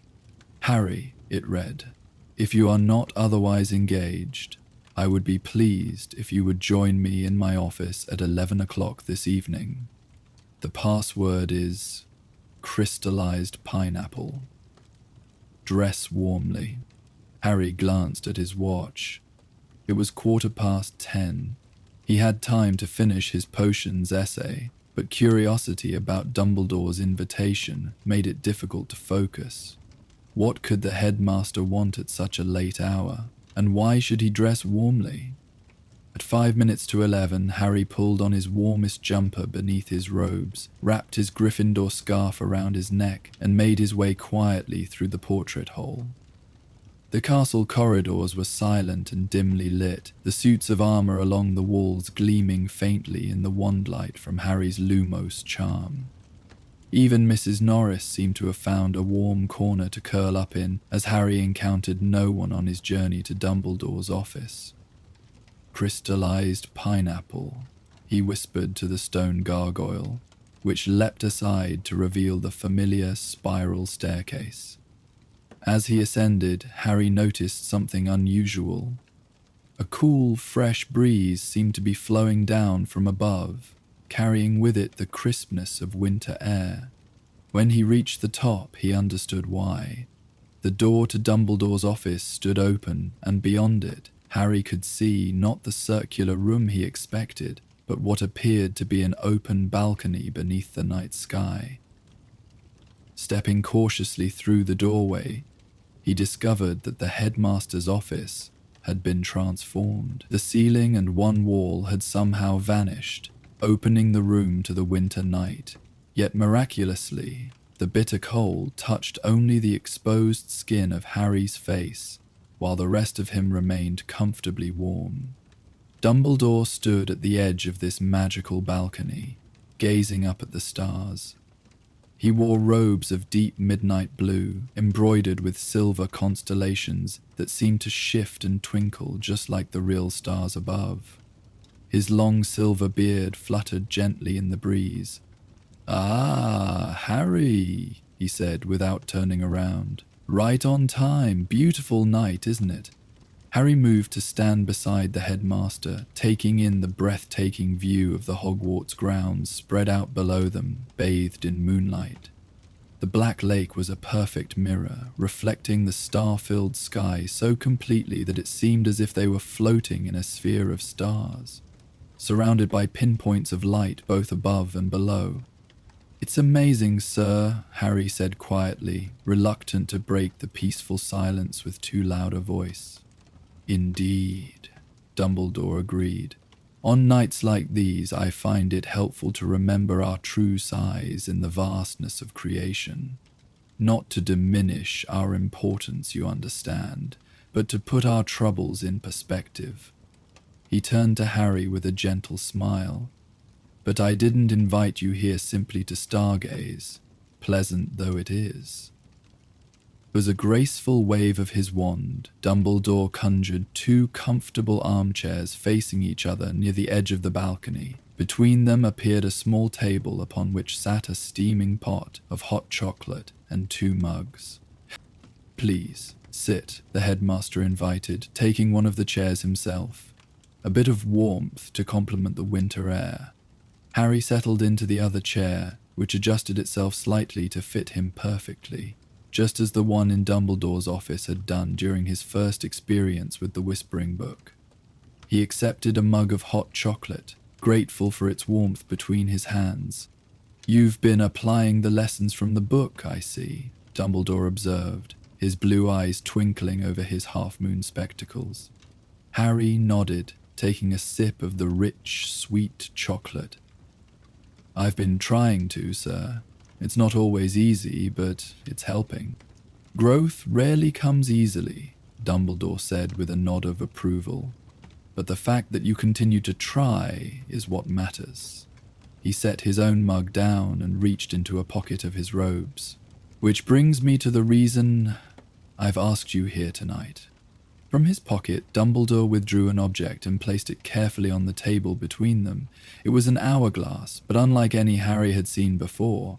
Standing about 6 inches tall, it was crafted from what appeared to be gold, with intricate engravings covering its frame. The glass bulbs at top and bottom were crystal clear, and within them was sand that seemed to shimmer and change color even as Harry watched, shifting from gold to silver to soft blue and back again. "This," said Dumbledore, "is something I believe will interest you, particularly given your recent explorations with the Book of Whispers." Harry leaned forward, fascinated by the delicate, beautiful object. The sand inside seemed to flow both ways at once, some grains falling from top to bottom as in a normal hourglass, while others defied gravity and floated upward. "What is it, Professor?" he asked. "It is called the Timekeeper's Hourglass," Dumbledore replied, his voice taking on the gentle, storytelling quality that Harry had come to associate with these special lessons. "But it does not measure time as we typically understand it, in seconds, minutes, and hours. Instead, it measures moments of true significance." Harry looked up from the hourglass to meet Dumbledore's gaze. "Significant moments? You mean like important historical events?" "Not necessarily," Dumbledore said, turning the hourglass slightly so that the moonlight caught the shifting colors of the sand in new ways. "The Timekeeper's hourglass recognizes significance of a different kind. Each grain of sand represents a choice made at Hogwarts, a moment when someone acted with particular courage, kindness, or wisdom. Often these are small choices that history books would never record, yet they changed lives nonetheless, sometimes in ways even the person who made the choice never realized." As if responding to Dumbledore's words, the sand within the hourglass began to glow more brightly. One particular grain near the center shone with a golden light so intense that it seemed to pulse like a tiny heartbeat. "Would you like to see?" Dumbledore asked softly. Harry nodded, unable to take his eyes off the glowing grain of sand. Dumbledore drew his wand and touched it gently to the glass. The glowing grain expanded, or perhaps Harry was somehow drawn into it. He couldn't tell which. Either way, the balcony, the chairs, and even Dumbledore himself seemed to fade away, replaced by a scene from what Harry guessed was many years ago, given the style of robes worn by the students in the vision. A young witch with long dark hair was hurrying down a corridor, her arms full of books, clearly late for class. As she rounded a corner, she collided with another student, a boy with sandy hair and a thin face, sending books and parchments scattering across the stone floor. The boy fell awkwardly, and Harry winced as he heard a distinct crack and saw the boy's expression contort in pain. "My wrist," he gasped, cradling his arm. "I think it's broken." The dark-haired witch looked stricken, glancing first at the fallen boy, then at the clock on the wall, then back at the boy. Harry could almost see her thoughts playing across her face. She was already late, probably for an important class or exam. Then her expression settled into resolution. She knelt beside the injured boy, helped him to his feet, and carefully supported him as they made their way not to class, but in the direction of the hospital wing. Her own books remained scattered on the floor behind them. The scene shifted, jumping forward in time. The same witch, now a few years older, sat in what appeared to be a job interview. Across from her was an elderly wizard with kind eyes but a serious expression. "Your application is impressive, Miss Abbott," the wizard was saying, "but there are several candidates with more experience. May I ask why you believe you are best suited for this position in the Department of Magical Accidents and Catastrophes?" The witch, Miss Abbott, took a deep breath. "When I was in my 5th year at Hogwarts," she began, "I accidentally knocked over another student who broke his wrist in the fall. I was already late for a crucial transfiguration exam, but I chose to take him to the hospital wing instead. I failed that exam and had to repeat the course." The elderly wizard frowned slightly. "And you consider this a qualification?" "I do," she said firmly, "because I learned that day that there are things more important than personal achievement or convenience. The ministry exists to serve and protect the wizarding community, not individual careers. I believe that's a perspective your department needs." The elderly wizard's expression softened, and he nodded slowly. "Indeed it is, Miss Abbott, indeed it is." The scene faded, and Harry found himself once again sitting across from Dumbledore, the timekeeper's hourglass between them. The grain of sand that had shown the memory was no longer glowing so brightly, having settled back among the others. Eleanor Abbott, Dumbledore said quietly. She went on to have a distinguished career at the Ministry, eventually becoming head of the Department of Magical Accidents and Catastrophes, where she was known for her compassionate leadership and unwavering dedication to helping others in times of crisis. Harry stared at the hourglass, trying to process what he had just witnessed, and all because she helped that boy instead of going to her exam. Not solely because of that one choice, Dumbledore clarified, but it was a pivotal moment that helped shape who she became. The path of our lives is determined not by one grand decision, but by countless small choices that gradually reveal and refine our character. As if in response to these words, another grain of sand within the hourglass began to glow, this one with a soft silver light. Once again, Dumbledore touched his wand to the glass, and once again, the scene around them transformed. This time, Harry saw the Hogwarts library. A small, nervous-looking first-year boy sat alone at a table, piled high with books, tears of frustration gathering in his eyes as he stared hopelessly at a piece of parchment that contained only a few crossed-out sentences. At a nearby table sat an older student, a Ravenclaw boy with glasses who was deeply engaged in his own studies. He glanced up, noticed the younger student's distress, and after a moment's hesitation, closed his own book and approached the first year. "Charms essay?" the older boy asked kindly. The first year nodded miserably. "I don't understand what Professor Flitwick wants us to write about levitation theory. I've read all these books, but none of them make sense to me." The Ravenclaw smiled. "Those books are a bit advanced for first-year material. Here, let me show you a better approach."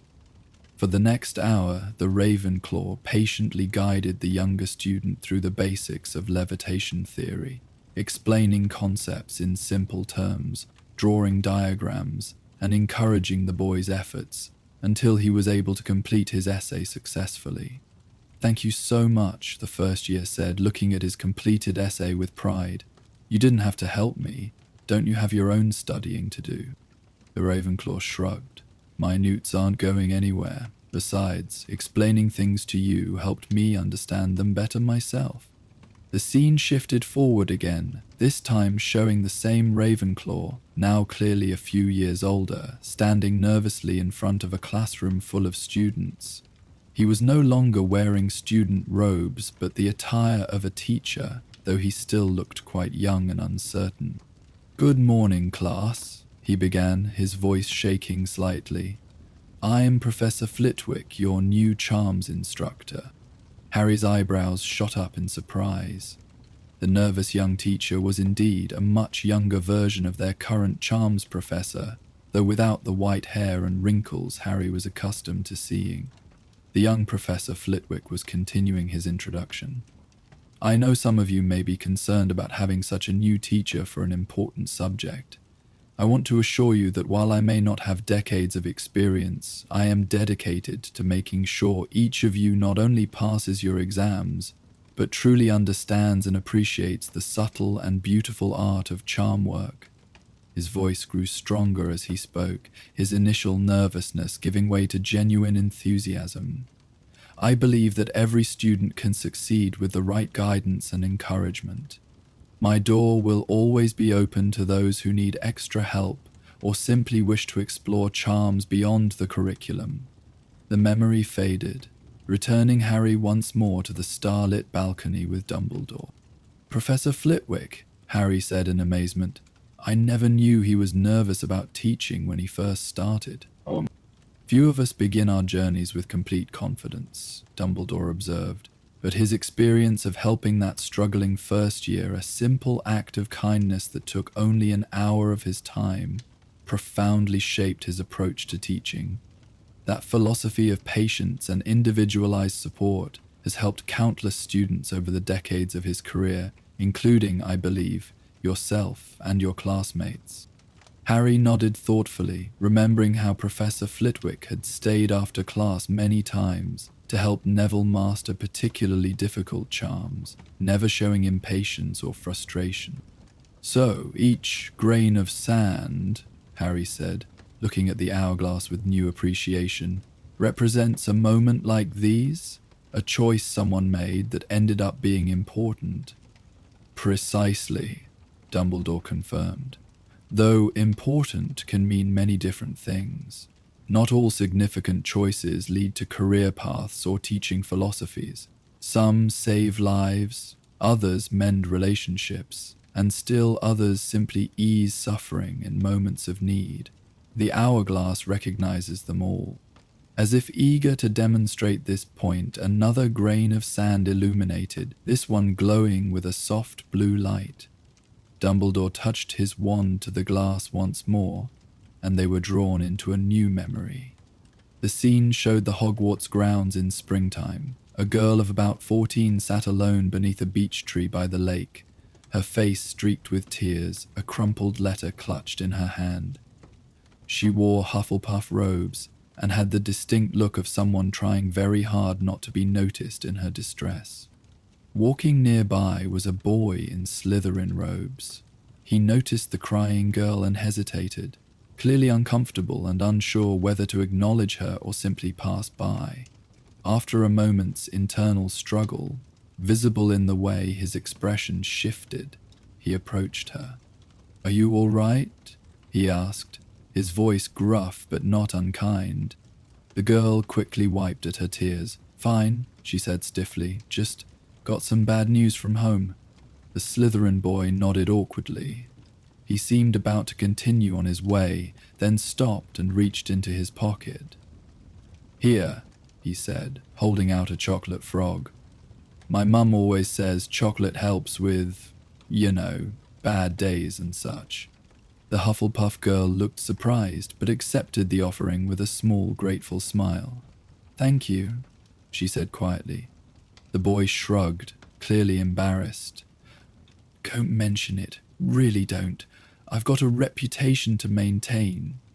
There was no malice in his joke, just an attempt to lighten the mood, and the girl gave a watery chuckle in response. With a final nod, the Slytherin boy continued on his way, and the scene shifted forward. The same Hufflepuff girl, now a young woman, stood in a doorway looking into what appeared to be a hospital room at St. Mungo's. In the bed lay an elderly wizard, thin and frail, his breathing laboured. With a jolt, Harry recognized an aged version of the Slytherin boy from the previous scene. The woman entered the room quietly and took a seat beside the bed. The old man's eyes fluttered open. "Who?" he began, his voice weak. "You won't remember me," the woman said gently. "I was a few years behind you at Hogwarts. Margaret Hayworth." The old man shook his head slightly, confirming he didn't recall her. "We only spoke once," she continued. "I was crying by the lake because I'd just gotten news that my father was very ill. You gave me a chocolate frog and told me not to tell anyone because you had a reputation to maintain." She smiled at the memory. A flicker of recognition crossed the old man's face.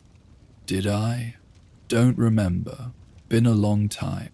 "It has," she agreed. "But I never forgot. It was a small thing to you perhaps, but it meant a great deal to me in that moment, to know that someone, even a stranger, cared enough to stop. I'm a healer here now, and I try to remember that sometimes the smallest gestures of kindness can make a difference." She reached into the pocket of her healer's robes and pulled out a chocolate frog, placing it on the bedside table. "I thought you might like one now. They still help with bad days, A tear slipped down the old man's cheek as he reached out a trembling hand to cover hers briefly in gratitude.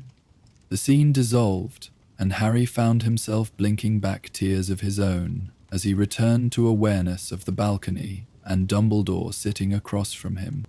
"Augustus Rookwood," Dumbledore said quietly. Not a name history remembers fondly, I'm afraid. He made many poor choices in his later years, but even in the darkest of lives, there can be moments of light, and those moments matter too. Harry stared at the hourglass, watching the countless grains of sand shifting gently within it, each one representing a story, a choice, a moment when someone at Hogwarts had acted with kindness, courage, or wisdom. There were so many thousands upon thousands of tiny sparkling points, each holding its own unique tale. There are so many, he murmured, more to himself than to Dumbledore. Indeed, the headmaster agreed. More than I could show you in a lifetime of evenings like this one. Hogwarts has stood for over 1,000 years after all, and each day within these walls brings new opportunities for significant choices. Another grain of sand began to glow, this one with a warm golden light that reminded Harry of sunrise. As Dumbledore prepared to touch his wand to the glass again, Harry found himself wondering whose story they would witness next. Would it be someone he knew, perhaps one of the founders of Hogwarts, or a famous witch or wizard from history books? The scene that materialized, however, was startlingly familiar. Harry saw the Gryffindor common room looking exactly as he knew it, with a fire crackling in the grate and rain pattering against the windows. And there, sitting at a table surrounded by books and parchment, was Hermione Granger, her bushy hair tied back as she worked intensely on what appeared to be a particularly complex essay. Across the room, at another table, sat Neville Longbottom. He was staring hopelessly at his own parchment, which bore multiple crossed-out sentences and ink blots. Occasionally he would glance over at Hermione, clearly wanting to ask for help but afraid to interrupt her focused work. Harry watched as his friend finally gathered her courage, approached Hermione's table, and quietly asked if she might spare a moment to help him with his potions essay. Hermione looked up, and Harry could see the momentary flash of frustration on her face. She was clearly deep in her own work and reluctant to break her concentration. For a heartbeat, it seemed she might politely decline, but then her expression softened. "Of course, Neville," she said, moving her own work aside to make space for him at her table. "What are you having trouble with?" What followed was a scene Harry had witnessed many times in reality.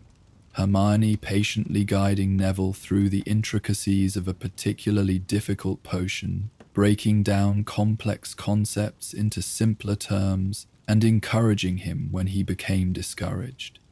But seeing it through the lens of the timekeeper's hourglass gave it new significance. The scene shifted forward, showing Neville during what Harry recognized as their 5th year, practicing defensive spells in a DA meeting. His face was set in determination as he successfully produced a shield charm strong enough to deflect Harry's own stunning spell. "Well done, Neville," Harry heard himself exclaim in the memory. "That was brilliant." Neville's face lit up with a rare expression of pride and confidence. After the meeting, Harry watched as Neville approached Hermione. "I wanted to thank you," he said quietly. Hermione looked puzzled. "For what? I haven't done anything special." "For helping me believe I could actually learn things," Neville replied. "Back in 1st year when you used to help me with potions essays, even though Snape was horrible to both of us about it, you never made me feel stupid for not understanding. That made a difference."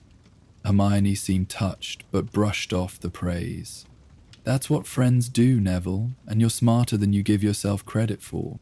As the memory faded and they returned to the balcony, Harry found himself smiling at the unexpected glimpse of his friends. "That was just last year," he said to Dumbledore. "I remember that DA meeting. The timekeeper's hourglass does not discriminate between past and present," Dumbledore explained. A significant choice made yesterday is just as worthy of recognition as one made 1,000 years ago. Harry nodded, understanding dawning. And that's why some of the sand flows upward, because it's showing both past and future. Perceptive, Harry, Dumbledore said approvingly. The hourglass exists somewhat outside our linear experience of time. It recognizes significance wherever or whenever it occurs. Harry's gaze was drawn back to the hourglass, where the countless grains of sand continued their mesmerizing dance, flowing both downward and upward in a continuous cycle. The moonlight caught the shifting colors: gold for courage, silver for wisdom, blue for kindness, and other hues he couldn't quite name but somehow understood. Professor, Harry said slowly, a thought occurring to him. Why are you showing me this? The book helped me understand, well, myself better, I suppose, but what am I meant to learn from the hourglass? Dumbledore smiled, his eyes twinkling in the starlight. An excellent question, Harry. The book shared wisdom about your internal journey, how to navigate your own thoughts, emotions, and responses to life's challenges. The hourglass offers a different but complementary lesson, that our choices, even those that seem small or insignificant in the moment, ripple outward to touch other lives in ways we may never fully comprehend. It gestured to the countless grains of sand within the glass. Every person whose story we witnessed tonight acted without knowing the full impact their choice would have. Eleanor Abbott didn't know that helping an injured classmate would eventually lead her to a career where she would save hundreds of lives. Young Phileas Flitwick couldn't have predicted how his hour of tutoring would shape his entire teaching philosophy. Augustus Rookwood never learned how his small kindness comforted a grieving girl and inspired her caregiving career. And Hermione Granger didn't realize that her patient tutoring would help build Neville Longbottom's self-confidence years later. Harry nodded slowly, beginning to understand. So, the lesson is, what? That we should always try to do the right thing, even if it seems small, because we never know how important it might be. That is part of it, Dumbledore agreed. But there is another aspect, equally important. He leaned forward slightly, his expression earnest. The hourglass also teaches us to recognize the significance in ordinary moments. In our search for grand adventures and dramatic turning points, we often overlook the quiet heroism of daily life. A comforting word offered to someone in distress, a moment taken to help another understand a difficult concept, a small sacrifice made for someone else's benefit. Harry thought about this, remembering the scenes they had witnessed. None of them had involved dramatic duels or world-changing discoveries. They had been simple moments of human connection, helping an injured student to the hospital wing, tutoring a confused first year, offering a chocolate frog to someone who was crying. I think I understand, he said finally. It's not just about big moments or famous people. Everyone's choices matter. Precisely, Dumbledore said, looking pleased. Each of us, in our everyday actions, continually adds to the hourglass, whether we realize it or not. He paused, studying Harry thoughtfully, which brings me to the second reason I invited you here tonight. From within his robes, Dumbledore produced a small velvet pouch. Opening it carefully, he tipped the contents into his palm. A single grain of sand that gleamed with the same shifting colors as those within the hourglass. This, he said, holding it up so that it caught the moonlight, is awaiting its story. Harry looked at the tiny grain of sand, then back at Dumbledore, puzzled. I don't understand, sir. The Timekeeper's hourglass occasionally produces new grains, blank ones, if you will, that are meant to be filled with new stories, new moments of significance. Dumbledore extended his hand, offering the grain to Harry. I believe this one is meant for you. Hesitantly, Harry reached out and took the tiny grain. It felt warm between his fingers, almost alive with potential. What am I supposed to do with it? He asked. Add your own story to the hourglass, Dumbledore explained. Between now and sunrise, you must make a choice, perform an action that embodies courage, kindness, or wisdom, something that adds light to the world, however small that light might be. When you have done so, the grain will glow, showing that it has captured your story. Harry closed his fingers gently around the grain of sand, feeling both honored and slightly intimidated by the task. And then, I bring it back to you. Indeed, Dumbledore confirmed. If you're willing to accept this challenge, that is. There is no obligation. No, I want to, Harry said quickly. I'm not sure what to do. How will I know if what I choose is significant enough? Dumbledore smiled gently. That, Harry, is the beauty of the challenge. The hourglass recognizes true significance, which often has little to do with what we might predict or plan. He rose from his chair, signaling that their time on the magical balcony was coming to an end. Trust your instincts, and remember what you've witnessed tonight. Sometimes the most meaningful actions are those we might easily dismiss as trivial. Harry carefully tucked the grain of sand into the pocket of his robes, making sure it was secure.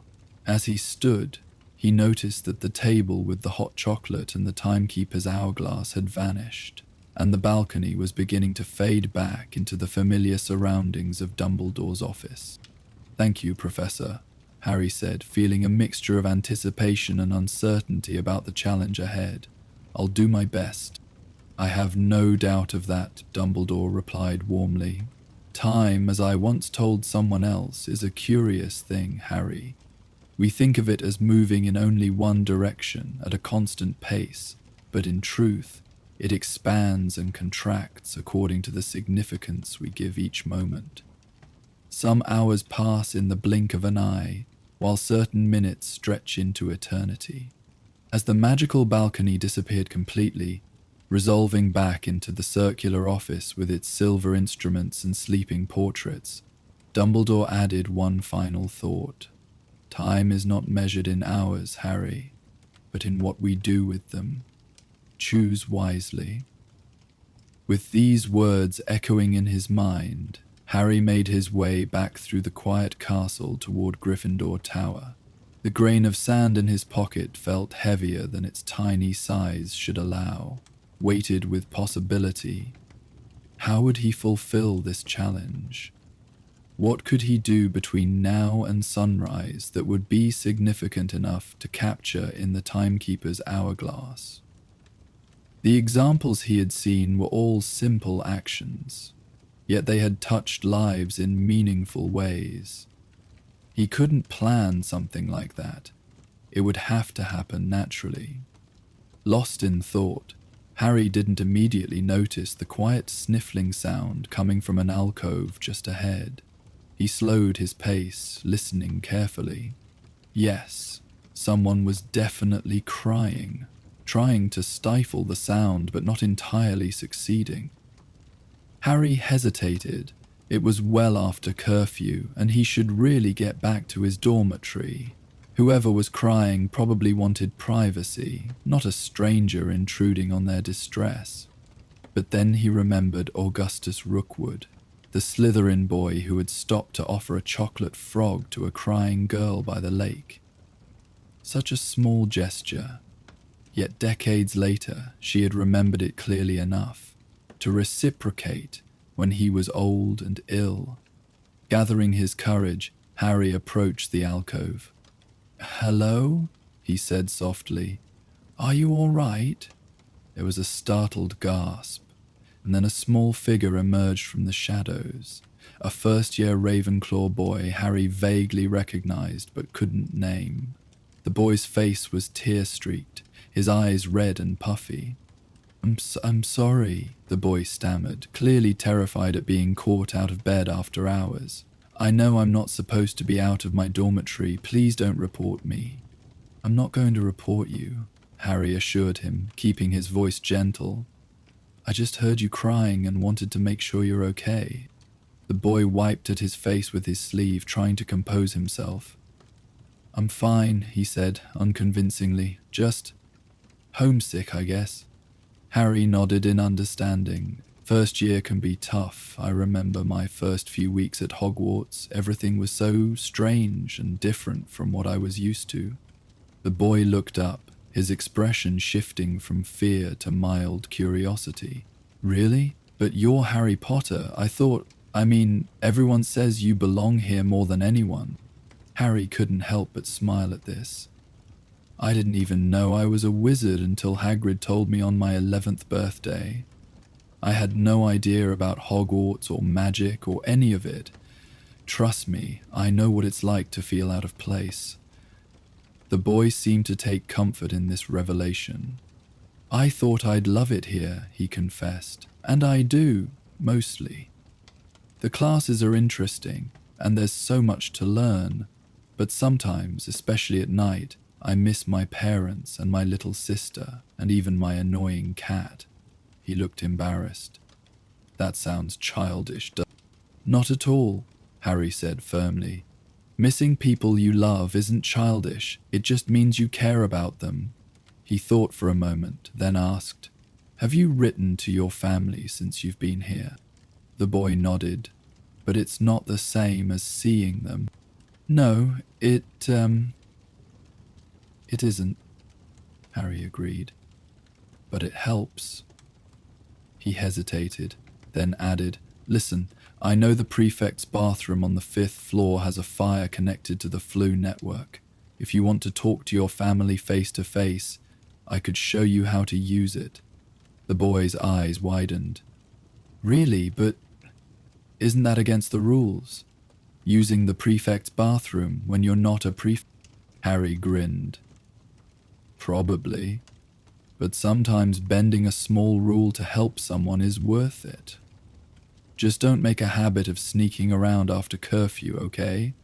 It can be dangerous in the castle at night. As they made their way quietly to the 5th floor, Harry learned that the boy's name was Timothy Calloway and that he came from a magical family but had been particularly close to his Muggle grandmother, who had passed away just before he left for Hogwarts. He hadn't had a chance to properly say goodbye, and the guilt of this, combined with the stress of adjusting to life at Hogwarts, had led to his midnight crying session. After showing Timothy how to use the Flu network to call home and making sure his parents weren't too alarmed by the late-hour communication, Harry left the boy to his private conversation and waited outside. When Timothy emerged some 20 minutes later, his entire demeanor had changed. The tension had left his shoulders, and though his eyes were still a bit red, he was smiling genuinely. Thank you so much, Harry, he said earnestly. That helped more than you know. My parents said I can call again next week if I need to, and they're going to send a special package with my favorite things from home. I'm glad it helped, Harry replied, feeling a warmth in his chest at seeing the boy's relief. Now we should both get back to our dormitories before Filch or Mrs. Norris catches us. They parted ways at the grand staircase, Timothy heading up toward Ravenclaw Tower, while Harry continued to Gryffindor.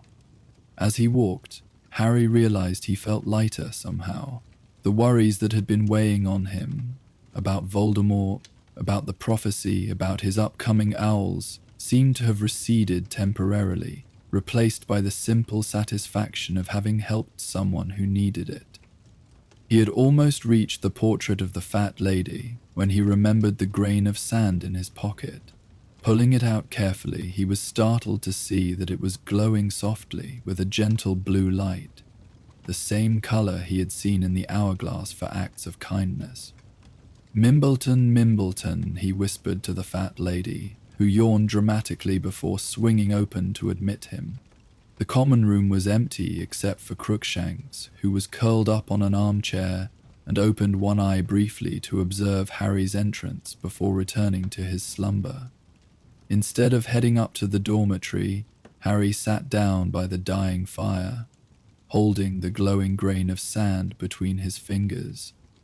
His encounter with Timothy had been brief and simple. He had noticed someone in distress and offered what comfort he could.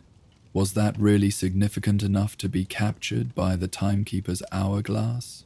It seemed so ordinary compared to the other stories he had witnessed. Yet the grain continued to glow, pulsing gently like a tiny heartbeat. Perhaps Dumbledore had been right after all. Perhaps the significance of an action couldn't be measured by how dramatic or unusual it was, but by the ripples it created in other lives. Harry carefully tucked the glowing grain back into his pocket and made his way up to the dormitory. His roommates were all sound asleep, their breathing forming a gentle chorus of snores and sighs. As he changed into his pajamas and climbed into bed, Harry found himself wondering how his small act of kindness toward Timothy might continue to ripple outward in ways he couldn't predict or imagine. Would it simply make one homesick boy's night a little easier? Or would it, like the stories he had witnessed in the hourglass, have effects that stretched far beyond that single moment? There was no way to know, and perhaps that was part of the lesson, that they acted without knowing the full impact of their choices, yet those choices mattered nonetheless. With this thought in mind, Harry drifted into sleep, the glowing grain of sand safe in the pocket of his robes beside his bed. The next morning dawned cold and clear, the sun rising over the snow-covered grounds in a blaze of pink and gold. Harry woke early before any of his roommates and dressed quickly, eager to return to Dumbledore's office with the now glowing grain of sand. The castle was quiet as he made his way through the corridors, most students taking advantage of the Saturday morning to sleep in. When he reached the stone gargoyle, he realized he didn't know the current password. Dumbledore had not specified when Harry should return, nor had he provided a way to gain entrance. Just as he was considering whether to wait or come back later, the gargoyle leapt aside of its own accord, revealing the spiral staircase. Apparently, Dumbledore was expecting him. Indeed, when Harry reached the top of the stairs and knocked on the office door, it swung open immediately to reveal the headmaster seated behind his desk, looking refreshed and cheerful in robes of deep purple embroidered with silver stars. "Good morning, Harry," Dumbledore greeted him warmly. "I trust you slept well." "Yes, sir," Harry replied, stepping into the circular office. It looked exactly as it always did, with no sign of the magical balcony from the previous night. Fawkes was awake on his perch, regarding Harry with intelligent eyes and giving a soft, musical trill of greeting. "And I see you've completed the challenge," Dumbledore observed, nodding toward the pocket of Harry's robes where the glow of the sand was faintly visible even through the fabric. Harry reached into his pocket and carefully withdrew the grain of sand, which continued to pulse with soft blue light. "Yes, sir," he said, holding it out. Dumbledore didn't take it immediately. Instead, he asked, "Would you mind sharing what moment this grain now holds? What choice or action caused it to glow?" Harry explained his encounter with Timothy Calloway, finding the homesick first year crying in an alcove, listening to his concerns, and helping him contact his family through the prefect's bathroom flue. "I wasn't sure if it would be enough," Harry admitted when he had finished his account. "It wasn't anything special, really. I just happened to be there and tried to help." Dumbledore's eyes twinkled. "And yet, the grain glows," he said simply. "The timekeeper's hourglass recognizes the significance that we ourselves often miss." He gestured toward a corner of his office that Harry hadn't noticed before, where the golden hourglass sat upon a small table, its sand continuing its mesmerizing flow in both directions. "May I?" Dumbledore asked, extending his hand for the glowing grain. Harry nodded and placed it carefully in the headmaster's palm. Dumbledore rose and walked to the hourglass, Harry following curiously behind. With a delicate touch, Dumbledore removed the top of the hourglass and gently tipped the grain of sand inside, where it joined the countless others in their eternal dance. For a moment, nothing seemed to happen. Then, gradually, the blue glow from Harry's grain spread to the surrounding sand, creating a ripple of light that moved through the entire hourglass before settling back into the normal shifting colors. "What just happened?" Harry asked, fascinated by the momentary transformation. "Your story has joined the others," Dumbledore explained, replacing the top of the hourglass with care. "Each new grain influences those around it, just as our choices influence the lives that touch ours." He turned to face Harry fully, his expression warm but serious. "There is another aspect of the Timekeeper's hourglass that I have not yet shared with you, Harry. One that I believe may be particularly relevant to your journey." Harry looked up at the headmaster expectantly. "The hourglass does not only show us the past and present," Dumbledore continued. "On rare occasions, when the need is great, it can offer glimpses of possible futures. Not fixed destiny, but paths that might unfold based on the choices we make in the present." Harry's eyes widened. "Like prophecies?" "Not exactly." Dumbledore shook his head slightly. "Prophecies speak of what will be, though often in terms so obscure that their meaning becomes clear only after the event has occurred. The hourglass shows what might be, the potential consequences of different choices, different paths." He paused, seeming to consider his next words carefully. "Given the challenges that lie ahead of you, Harry, I believe it might be valuable for you to glimpse some of these possibilities. Would you be willing?" Harry hesitated, unsure what to expect but curious nonetheless. "Yes," he said finally. "I'd like to see." Dumbledore nodded and drew his wand. With a gentle motion, he touched it to the hourglass and murmured words in a language Harry didn't recognize.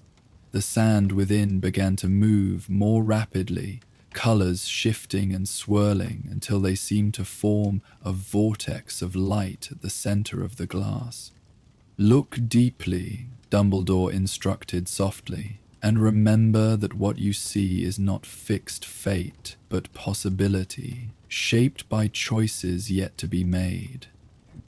Harry focused on the swirling vortex of light, feeling himself drawn into it, much as he had been drawn into the individual grains the night before. But this time, the sensation was different, less like viewing a memory and more like stepping into a dream. The office around him faded, replaced by a series of rapidly shifting scenes, each one fleeting yet vivid. He saw himself standing in a forest clearing, facing Voldemort alone, a resolve in his expression that spoke of terrible knowledge and accepted sacrifice. He saw Ron and Hermione huddled together in what looked like a tent, their faces gaunt with hunger and worry, poring over ancient texts by wandlight. He saw Hogwarts in ruins, parts of the castle burning, duels raging across the grounds between students, teachers, and black-robed Death Eaters. These visions were dark, frightening, yet somehow there was a thread of hope running through them, a sense that even in the midst of such darkness, light persisted. Then the scenes shifted, showing different possibilities. Dumbledore and Harry standing side by side on a rocky outcropping by the sea, facing some unseen danger with wands raised. The great hall filled with people not fighting but celebrating, relief and joy on every face. An older Harry, perhaps in his 20s, teaching defense against the dark arts to a classroom of attentive students at Hogwarts, the castle hall and peaceful around them. The visions continued, showing countless possible outcomes, some hopeful, others devastating. Through them all, Harry noticed a pattern. In the darkest scenarios, he saw himself, isolated, carrying his burdens alone. In the brighter futures, he was surrounded by friends, by community, by those who shared his struggles and his strength. Gradually, the visions faded, and Harry found himself back in Dumbledore's office, the hourglass once again filled with gently shifting sand, its patterns returned to normal. He felt slightly dizzy from the experience, his mind struggling to process the myriad possibilities he had glimpsed. What was that? He asked, his voice sounding strange to his own ears. Potential futures, Dumbledore replied quietly, shaped by countless choices, yours and others, that have yet to be made. Harry tried to make sense of what he had seen. Some of them were terrible, he said. Hogwarts in ruins, people fighting, dying. Yes, Dumbledore acknowledged solemnly. The path ahead contains great darkness and danger. I would not shield you from that truth, Harry. But did you notice anything else about the visions? Any pattern or theme that seemed significant? Harry thought carefully, trying to distill the overwhelming flood of images into some coherent insight. In the worst ones, he said slowly, I was alone. Even when there were other people around, I seemed cut off somehow, but in the better futures, I was connected. To you, to my friends, to the whole school sometimes. Dumbledore smiled, clearly pleased with this observation. Precisely, Harry. And therein lies perhaps the most important lesson the Timekeeper's hourglass offers, that our greatest strength in facing darkness is not found in individual power or even individual courage, but in our connections to others, in the small moments of kindness, understanding, and support that bind us together. He gestured toward the hourglass, where Harry's grain of sand was now indistinguishable from the thousands of others, all flowing together in their eternal dance. Each grain alone is tiny, almost insignificant, but together they create something beautiful and powerful. So too with our choices, our actions, our lives. Harry nodded, understanding dawning. The visions of possible futures, combined with the stories he had witnessed in the grains of sand, were helping him see a larger pattern, one that extended beyond his own personal journey to encompass the entire wizarding world's struggle against the darkness Voldemort represented. So when you showed me the hourglass, Harry said, when you gave me that grain of sand, it wasn't just about teaching me the importance of small choices. No, Dumbledore agreed, though that is certainly a valuable lesson in itself. It was also about helping you understand that the greatest power against the darkness is not found in grand, heroic gestures or in facing challenges alone, but in the web of connections that sustain us. Connections formed and strengthened through countless small choices to reach out, to help, to understand. He adjusted his half-moon spectacles and regarded Harry with warmth. Your encounter with young Mr. Calloway might seem minor compared to the great challenges that lie ahead, but such moments, choosing to notice another's pain, to offer comfort and practical help, are precisely what weave the fabric of connection that gives us our true strength. Harry thought about this, remembering how natural it had felt to help Timothy, how the simple act of listening and offering a solution to his homesickness had created a moment of genuine human connection. It hadn't required special magical skill or extraordinary courage, just attention and compassion. I think I understand, Professor, he said. It's like what the Whispering Book taught me about inner wisdom, but turned outward to include others. An excellent way to put it, Dumbledore beamed. The journey of self-acknowledge and the journey of connection are not separate paths, but complementary aspects of the same journey. One cannot truly know oneself without also understanding one's place within the larger web of relationships.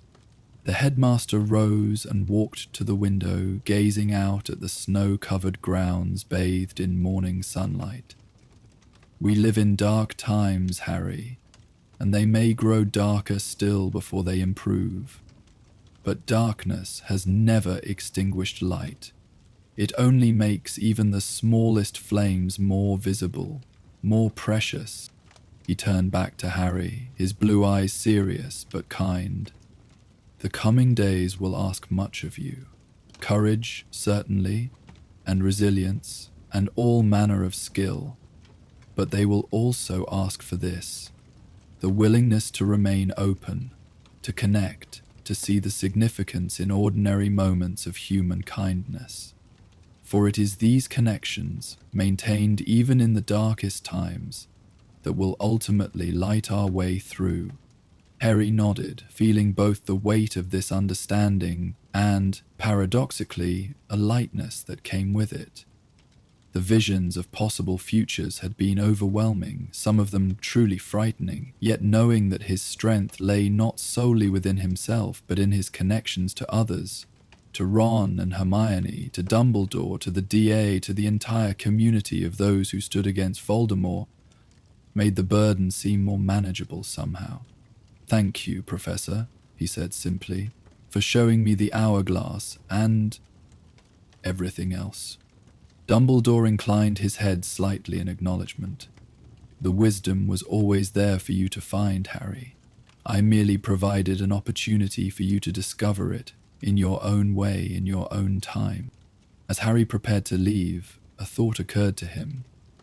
Sir, he asked, do you think Timothy, the first year I helped last night, do you think that moment will make any difference in the long run? Like the stories we saw in the hourglass? Dumbledore's eyes twinkled as he smiled.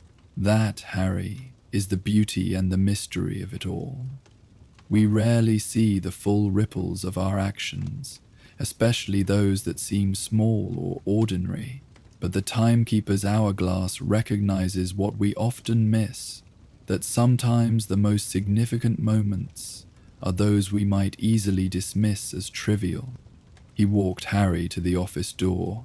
Perhaps young Mr. Calloway will remember your kindness years from now and offer similar comfort to someone else in distress. Perhaps the connection to his family that you helped maintain will give him strength during difficult times ahead. Or perhaps the significance lies simply in the moment itself, a small light kindled in darkness, valuable for its own sake. As Harry descended the spiral staircase and made his way back toward Gryffindor Tower, he found himself noticing details of castle life he might previously have overlooked. A group of first years helping each other practice the levitation charm in a corner of the entrance hall. Neville carefully tending a struggling plant on a windowsill, speaking to it encouragingly as if it could hear him. Luna Lovegood giving her pudding to a younger Ravenclaw who had arrived late to breakfast. These small moments of connection and kindness were happening all around him, all the time, countless grains of sand being added to the hourglass with each passing day. And while Harry knew that difficult challenges lay ahead, owls, Umbridge, and the much greater threat of Voldemort's return, he felt a new sense of purpose and hope taking root within him. That night, as he lay in bed waiting for sleep to come, Harry found himself thinking again of the timekeeper's hourglass and its endless dance of sand grains, each one representing a moment when someone had chosen courage, kindness, or wisdom over indifference or cruelty. How many such moments were happening even now, throughout the castle, throughout the wizarding world? How many small lights were being kindled in the gathering darkness? These thoughts were comforting, and as Harry drifted towards sleep, he felt a profound sense of connection, not just to his immediate friends, but to all those who had come before him at Hogwarts, all whose stories were preserved in the glowing grains of sand. Their choices had helped shape the world he now inhabited, just as his own choices would help shape the world to come. And with this understanding came a gentle certainty. Whatever darkness lay ahead, he would not face it alone. The web of connection sustained by countless small choices, to help, to understand, to persevere, would provide both strength for the journey and light to see the way forward. With this comforting thought, Harry fell into a deep and peaceful sleep, undisturbed by nightmares or worries about what was to come.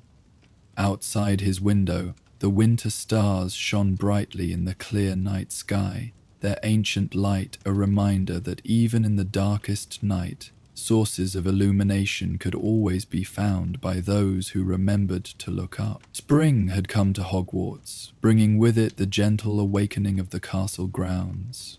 The snow that had blanketed the landscape during Harry's experience with the timekeeper's hourglass had melted away, replaced by tender shoots of grass and the first shy wildflowers peeping between ancient stones. The lake sparkled in the strengthening sunlight, occasionally revealing glimpses of the giant squid basking near the surface, its tentacles lazily creating ripples that spread outward in perfect circles. The changing of seasons at Hogwarts always seemed magical to Harry, even beyond the everyday enchantments of the castle itself. There was something about watching the grounds transform that reminded him of the cycles of life, of endings that became beginnings, of rest that led to renewal. After the darkness of winter, spring's arrival felt like a whispered promise that light always returned, no matter how long the night. As the weeks passed, Harry found himself increasingly aware of the small moments of beauty and connection that surrounded him daily. The wisdom of the Whispering Book and the lessons of the Timekeeper's hourglass had altered his perception, allowing him to notice what he might once have overlooked. The way Professor McGonagall's voice softened when a struggling student finally succeeded, the genuine joy in Hagrid's eyes when introducing his class to a new magical creature, the quiet determination in Neville's face as he mastered increasingly difficult spells in DA meetings. These observations weren't distractions from the greater challenges Harry faced. Umbridge's growing tyranny, the looming pressure of owls, the persistent connection to Voldemort's thoughts through his scar. Rather, they provided a kind of balance, reminding him that even in difficult times, moments of grace and meaning continued to unfold. It was during this season of awakening that Harry received another summons from Dumbledore, delivered not by note this time but by Fawkes the Phoenix, who appeared in a burst of flame beside Harry as he studied alone in the library one evening in late April. The magnificent bird, perched briefly on the back of Harry's chair, dropped a small rolled parchment onto his open textbook and vanished again in another flash of fire before Madame Pince could notice the disturbance. Harry unrolled the parchment to find Dumbledore's now familiar handwriting. The Astronomy Tower, midnight. The stars have stories to tell. Simple and enigmatic, as Dumbledore's messages often were, Harry tucked the note into his pocket, both curious and slightly apprehensive about what new revelation the headmaster might share. His experiences with the Whispering Book and the Timekeeper's hourglass had been profound, expanding his understanding in unexpected ways. What might Dumbledore have to show him now? As midnight approached, Harry made his way through the quiet castle under his invisibility cloak. The corridors were silent, except for the occasional whisper of a ghost passing through a wall, or the soft footfalls of Mrs. Norris patrolling for rule breakers. The stairs cooperated for once, maintaining their alignment as Harry ascended toward the astronomy tower, the highest point in the castle. When he reached the top, he found the circular observation platform empty except for Dumbledore, who stood at the parapet gazing up at the night sky. The headmaster wore robes of deep blue that seemed to capture and reflect the starlight, making the edges of his silhouette shimmer slightly as he moved. His long silver hair and beard gleamed in the moonlight. "Good evening, Harry," Dumbledore said without turning around, his voice quiet and contemplative. "Or perhaps I should say good morning, as we have passed into the early hours of a new day." "Good morning, Professor," Harry replied, removing his invisibility cloak and joining Dumbledore at the parapet. The view from the astronomy tower always took his breath away, the vast expanse of the castle grounds spreading out below, the forbidden forest a dark, mysterious mass against the horizon, and above, the canopy of stars stretching to infinity, clearer and more numerous than they ever appeared in the light-polluted skies over Little Whinging. "The spring sky is particularly beautiful, don't you think?" Dumbledore mused, his gaze still turned upward. The ancient wizards who first studied these stars believed that the vernal constellations had special powers, that they revealed truths hidden during other seasons. Harry looked up, trying to identify the patterns among the countless points of light. He recognized a few constellations from his astronomy classes: Ursa Major with its distinctive 7-star pattern, the sinuous curve of Draco, the bright star Arcturus in Boötes. "Did they," Harry asked, "have special powers, I mean?" Dumbledore smiled slightly. "That is a more complex question than it might appear. The stars themselves are distant suns, of course, balls of burning gas separated from us by unimaginable distances. They emit light and other energies, but not magic, in the way we understand it." He paused, his eyes twinkling in the starlight. "And yet, there is something about looking up at the vastness of the cosmos that has inspired magical thought and discovery since the earliest days of wizardkind. Perhaps the true power lies not in the stars themselves, but in the perspective they offer us, a reminder of our small place in an immense universe, and, paradoxically, of the remarkable gift of consciousness that allows us to comprehend that immensity." Harry considered this, feeling both humbled and strangely elevated by the thought. He was a tiny speck in an unimaginably vast cosmos, yet that very awareness seemed significant, even profound. "Is that why you wanted to meet here tonight, sir?" he asked. "To look at the stars?" "In part," Dumbledore replied, finally turning from the view to face Harry directly. "The setting seemed appropriate for what I wish to share with you. Something that, like the stars, connects the past and present in ways that transcend ordinary time." From within his robes, Dumbledore withdrew a small wooden box, intricately carved with symbols that Harry didn't recognize, spirals and curves that seemed to flow into each other in an endless pattern. The box was about the size of Harry's palm, its wood a deep, warm brown that had been polished to a soft glow by years of handling. "This," Dumbledore said, holding the box with evident care, "contains something I believe you are ready to encounter. A magical object with a story quite different from those of the Whispering Book or the Timekeeper's Hourglass, yet complementary to the wisdom they offered." He held the box out to Harry, who accepted it with curiosity and a slight sense of reverence. It was lighter than he expected, as if what it contained weighed almost nothing. "May I?" Harry asked, his fingers poised to open the lid. Dumbledore nodded. "Of course, it is for you to open." Harry carefully lifted the lid. Nestled within the box, on a bed of what appeared to be midnight blue velvet, lay a single feather.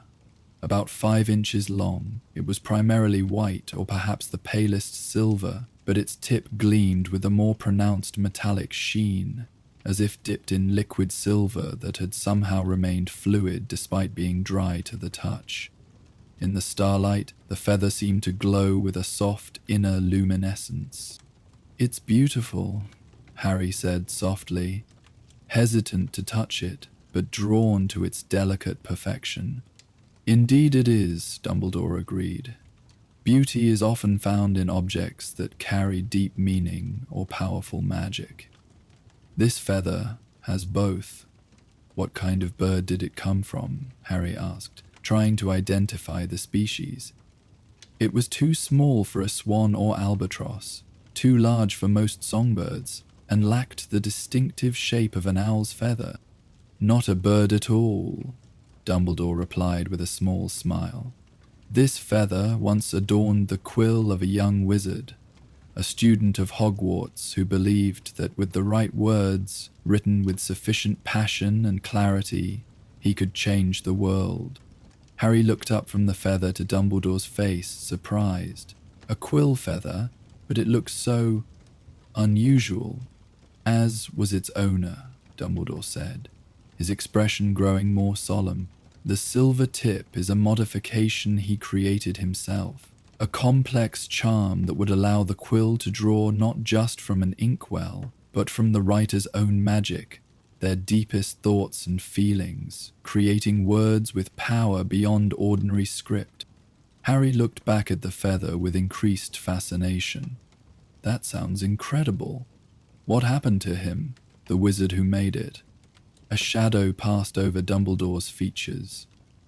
"He lost his way," the headmaster said quietly, "as sometimes happens even to those with the brightest futures, the greatest talents. His dreams, noble in their beginning, became distorted, turning toward control rather than creation, toward power over others rather than power shared." Harry had a sudden, uncomfortable suspicion. Was it Voldemort? No, Dumbledore shook his head. Though there are certain parallels in their stories. Talented young men seduced by the darker applications of their gifts, but no. This feather belonged to another wizard entirely, one whose name has largely been forgotten by history, though the ripples of his actions continue to be felt. Dumbledore gestured toward the feather. "If you wish to know more, you may pick it up, but I should warn you that doing so will be more than a simple tactile experience. The feather has properties that allow it to share its history, its essence, with one who holds it." Harry looked at the delicate feather with a mixture of curiosity and caution.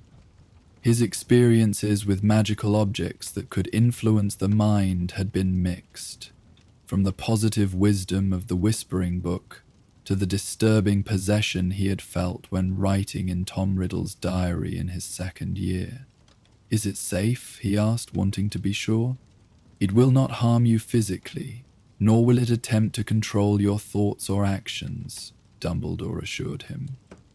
"Its influence is more subtle, a sharing of memory, of perspective, of unfulfilled potential.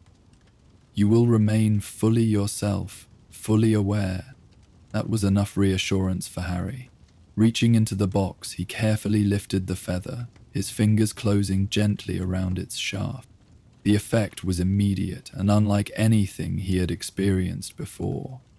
The astronomy tower, Dumbledore, even the stars above seemed to recede, not disappearing entirely but becoming less substantial, as if he were looking at them through a layer of gauzy fabric.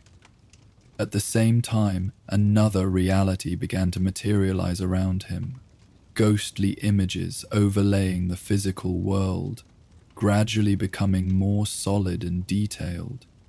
Harry found himself still at Hogwarts, but a Hogwarts subtly different from the one he knew. The stones of the astronomy tower looked newer, less worn by time and weather. The night sky above showed different constellations, a winter sky rather than spring's patterns, and beside him stood, not Dumbledore, but a young man Harry had never seen before, perhaps 17 or 18 years old, with dark hair that fell in waves to his shoulders and intense eyes that stared up at the stars with a hunger, a yearning that was almost tangible. The young man held a quill, the quill, Harry realized, that had once included the feather he now held. In its complete form, it was even more beautiful, the full plume a shimmering white that caught the starlight, the silver tip gleaming like a tiny captured star itself. The young wizard was writing in a journal, his hand moving quickly across the page, as if struggling to capture thoughts that might escape if not immediately recorded. Harry found he could read the words as they flowed from the quill. The stars reveal what daylight conceals. In their patterns, I see the structure of magic itself, not the simple spells taught within these walls, but the deeper currents that underlie all magical practice. If these principles could be harnessed, directed with precision and purpose, what could wizardkind not accomplish? What barriers might fall? What new worlds might open before us? The passion in the words was palpable, the ambition evident, but not yet tainted with the darkness Dumbledore had hinted at. This was a young mind afire with possibility, with the tantalizing prospect of discovery and creation. The scene shifted, the astronomy tower dissolving and reforming as the Hogwarts library. The same young wizard now sat surrounded by ancient tomes, many of them from the restricted section, judging by their worn leather bindings and the faint sense of unease they projected. His quill moved constantly between parchment and books, taking notes, making connections, developing theories that bridged disciplines normally kept separate. The division between transfiguration and charms is artificial, he wrote, the silver-tipped quill leaving words that seem to shimmer with conviction on the page. Is the separation of both from what is termed dark magic. Magic is one continuous spectrum of energy and intention, divided arbitrarily by those who fear its full expression. Only by transcending these divisions can we access magic's true potential, not just to transform the physical world, but to transform consciousness itself, to elevate wizardkind to a new level of being. Harry felt a mixture of fascination and unease as he observed this scene. The young wizard's ideas were compelling, his intelligence evident, yet there was something disquieting about the direction of his thoughts. A grandiosity, a dismissal of boundaries that might exist for good reason. The scene shifted again, and now Harry saw the young man in what appeared to be a hidden room within the castle. Not the room of requirement that Harry knew, but a different space. One the young wizard seemed to have discovered and claimed as his private workshop. The walls were covered with complex diagrams, patterns of stars connected to magical formulas, anatomical drawings showing the flow of magical energy through the human body, ancient runes arranged in configurations Harry didn't recognize. The silver-tipped quill was now the centerpiece of an elaborate enchantment. The young wizard had placed it in a stand at the center of a circle, inscribed with runes and astronomical symbols. Around it, he had arranged 7 crystals, each a different color, positioned to correspond with the major stars of the Pleiades constellation. With his wand, the young man was channeling energy into this arrangement, his face alight with expectation and a touch of fear. The quill began to glow, the silver tip brightening until it was painful to look at directly. The crystals responded, each emitting a beam of colored light that connected to the quill, forming a complex matrix of energy. By the 7 stars of wisdom, by the ancient path of thought given form, I charge this instrument with purpose beyond its making, the young wizard intoned, his voice resonating with power. Let it write not just words but realities. Let it draw forth the unseen and make it manifest. The light reached a blinding intensity, then collapsed inward, converging on the quill in a single moment of perfect silence before a shockwave of energy burst outward. Harry felt it pass through him, not physical, but magical, a ripple in the fabric of reality itself. When the light faded, the quill appeared unchanged except for a subtle alteration in the silver tip, which now seemed to contain tiny pinpoints of light within its substance, like captured stars. The young wizard approached it reverently, his expression one of triumph and awe.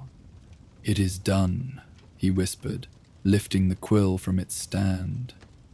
"The stellar quill is complete. With it, I shall write the future of wizardkind." The scene dissolved once more, shifting to a classroom Harry didn't recognize, larger than those currently used at Hogwarts, with high windows that allowed the morning light to flood in.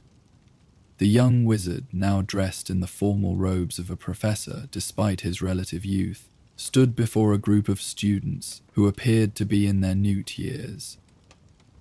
"Conventional magic," he was saying, the silver-tipped quill tucked behind his ear, "operates through external tools and spoken incantations. But this is merely the surface level, the beginner's approach. True mastery comes from understanding that magic originates within the wizard or witch. It is an extension of consciousness itself, shaped by intention and will." He removed the quill from behind his ear and held it up for the class to see. "This instrument represents that understanding. It draws not from an inkwell, but from the wellspring of magic within the wielder. The words it produces are not merely symbols representing ideas, they are direct manifestations of magical intent, capable of affecting reality in ways ordinary writing cannot." A student raised their hand, a serious-looking witch with spectacles and an expression of skeptical interest. "Professor Evander, how is this different from creating a magical contract, or using runes for enchantment? Those also use writing to produce magical effects." Professor Evander, Harry finally had a name for the young wizard, smiled, but there was a touch of condescension in the expression. "An astute question, Miss Bagnold. The difference is fundamental. Magical contracts and runes work within the established system of magic. They follow rules created and maintained by generations of prior usage. What I am proposing transcends that system entirely. It is not about following magical rules, but about writing new ones." This statement caused a murmur of unease among some students, while others leaned forward with increased interest. Harry could see the division forming, those who were disturbed by the implications of Evander's teaching, and those who were enthralled by it. The scene shifted again, moving forward in time. Evander was now in what appeared to be the headmaster's office, though it was arranged differently than in Dumbledore's time. Behind the desk sat a grey-haired wizard with a short beard and piercing eyes, whom Harry didn't recognize, presumably the headmaster from this earlier era. "Your research has gone too far, Matthias," the headmaster was saying, his voice stern but not unkind. "Students have reported concerning elements in your teaching, suggestions that the established boundaries of magical practice are unnecessary restrictions, that power is the only meaningful measure of magical worth." Evander's face was tight with suppressed anger. "I teach them to think beyond the artificial limitations that have been imposed on magical study. Is that not the purpose of education? To expand minds rather than confine them?" "There is a difference," the headmaster replied evenly, "between expanding understanding and encouraging recklessness. Some boundaries exist because generations of witches and wizards discovered them necessary, often at great cost. Progress always appears reckless to those who cling to the past," Evander countered, his hand moving unconsciously to touch the silver-tipped quill in his pocket. I am offering my students a path to magic's fullest expression, not just the diluted form taught in standard curricula. The headmaster shook his head sadly. That is precisely my concern, Matthias. Magic at its fullest expression, without ethical constraint or careful consideration of consequences, has led to some of the greatest tragedies in our history. He sighed deeply. I have consulted with the Board of Governors. We have decided that your position at Hogwarts should be suspended, pending a full review of your teaching methods and personal research. Vander's expression hardened, his eyes flashing with a dangerous light. You fear what you don't understand. All of you, so comfortable in your limited vision of what magic could be, of what wizard kind could become. He withdrew the quill from his pocket, holding it like a talisman against the headmaster's words. This represents the future you're too afraid to embrace. No, Matthias, the headmaster said quietly. I fear I understand all too well where your path leads. It is not ignorance that prompts this decision, but experience. The long memory of what happens when brilliant minds prioritize power over wisdom. The scene shifted again, showing Evander in a small, cluttered room that appeared to be in Hogsmeade, judging by the view of the village street visible through a narrow window. His handsome face had grown gaunt, his eyes feverish with intensity as he worked by candlelight, the silver-tipped quill moving rapidly across pages of a journal bound in dark leather. "Thee may cannot stop what they refuse to comprehend," he wrote, the words gleaming with that strange silvery light before settling into the page. "Hogwarts has rejected me, but there are other paths to the knowledge I seek, other sources of the power required to complete my work." He paused, the quill hovering above the paper, a drop of silver light trembling at its tip. "The stars speak to those who know how to listen. In their ancient light is written a magic older than wands, older than incantations, the primal force from which all other forms of magic are mere derivatives. I will find the source, tap it directly, and when I return they will understand what they rejected. They will see the new reality I have written into being." The quill descended again, inscribing symbols that were not letters of any alphabet Harry recognized, but seemed to shift and move on the page, as if alive with purpose and meaning. As Evander wrote, the air around him began to change, developing a subtle distortion like heat waves rising from summer pavement. The scene shifted one final time, showing a remote location, a stone circle on a windswept hilltop under a night sky blazing with stars. Evander stood at the center of the circle, the silver-tipped quill in one hand, an ancient-looking scroll in the other. He looked older now, his once handsome face lined with years of obsessive pursuit, his dark hair streaked with premature gray. Around him, 7 pedestals had been erected, each holding one of the colored crystals Harry had seen in the earlier vision. They pulsed with light in rhythm with the stars overhead, creating an eerie harmony of light and energy. "The conjunction approaches," Evander murmured, his voice carried on the wind that swept across the hilltop. "When the 7 stars align with the 7 stones, the veil between thought and reality will thin, allowing direct inscription upon the fabric of existence itself." He placed the scroll on a flat stone at the center of the circle, and dipped his silver-tipped quill not in ink, but in a small vial of what appeared to be his own blood. With deliberate, precise movements, he began to write on the scroll, each symbol flaring with silver light before sinking into the parchment. As he wrote, the air within the stone circle began to change, developing a shimmering quality like the surface of disturbed water. The stars overhead seemed to descend, their light stretching downward in elongated rays that connected with the glowing crystals. The boundary between earth and sky, between the mundane world and whatever lay beyond it, appeared to be dissolving. Evander's face was transfigured with exultation as he continued to write, the quill moving more rapidly now, leaving trails of silver fire across the scroll. "The new ordering begins," he whispered. "Reality reshaped by will and word. The true power of magic finally unleashed." But then something changed. A discord entered the harmonic pulsing of the crystals. The stellar rays wavered, their connection to the stones becoming unstable. Evander's expression shifted from triumph to concern, then to alarm. "No," he gasped, the quill faltering in his hand. "The alignment is imperfect. The resonance is breaking down."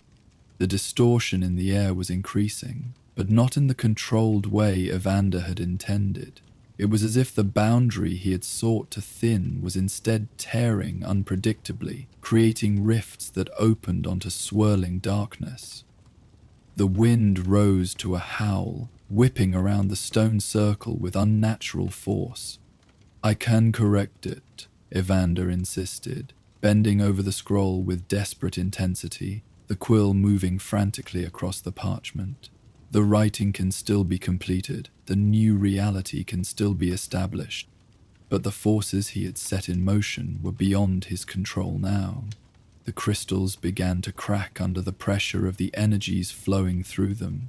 One shattered with a sound like a bell struck too hard, sending fragments flying across the stone circle. The others followed in rapid succession, each release of energy further destabilizing the already precarious balance. Evander stood in the center of chaos, the silver-tipped quill still clutched in his hand, his life's work literally disintegrating around him. In that moment, Harry saw in his face not the arrogance or obsession that had driven him to this point, but a devastating realization. The understanding that his dream, pursued with such single-minded dedication, had become a nightmare. As the final crystal shattered, a shockwave of released energy swept through the stone circle. Evander raised his arms in a futile attempt to shield himself, the quill held aloft like a talisman against the forces he had unleashed. There was a blinding flash of light, a terrible moment of absolute silence, and then nothing. When Harry's vision cleared, the scene had changed completely. The stone circle remained, but it was empty now. Strewn with the fragments of shattered crystals, of Evander himself there was no sign. Only the silver-tipped quill remained, lying on the flat stone at the center of the circle, a single feather detached from its shaft. The very feather Harry now held in his hand. Gradually the vision faded, and Harry found himself back on the astronomy tower with Dumbledore, the reality of the present reasserting itself around him. The feather still lay in his palm, its silver tip catching the starlight, just as it had in his vision. "What happened to him?" Harry asked quietly, his mind still processing the story he had witnessed. To Evander, Dumbledore's expression was solemn. "No one knows with certainty," he replied. "Some believe he was simply destroyed in the magical backlash of his failed experiment. Others suggest he was transported to some other realm or dimension, caught between the reality he sought to change and the one he actually inhabited." The headmaster gazed up at the stars for a moment before continuing. "The stone circle where he performed his final ritual still exists, though few now remember its significance. The 7 crystals were indeed shattered, their fragments scattered across the hilltop. But the quill was found intact, though damaged. The feather you now hold separated from its shaft, as if the magic binding them together had been severed, along with Evander's connection to this world." Harry looked down at the feather, seeing it with new understanding. He wanted to change reality itself, he said, trying to make sense of Evander's ambition, to rewrite the rules of magic. But why? What was he trying to achieve, really? A profound question, Dumbledore acknowledged, and one with no simple answer. Matthias Evander began his journey with genuine intellectual curiosity and idealism. He believed that by transcending the conventional boundaries of magic, he could elevate wizardkind to a new level of understanding and capability. Dumbledore adjusted his half-moon spectacles, his blue eyes reflective. But somewhere along the way, that noble aspiration became corrupted. The pursuit of knowledge became the pursuit of power. The desire to elevate all became the desire to control.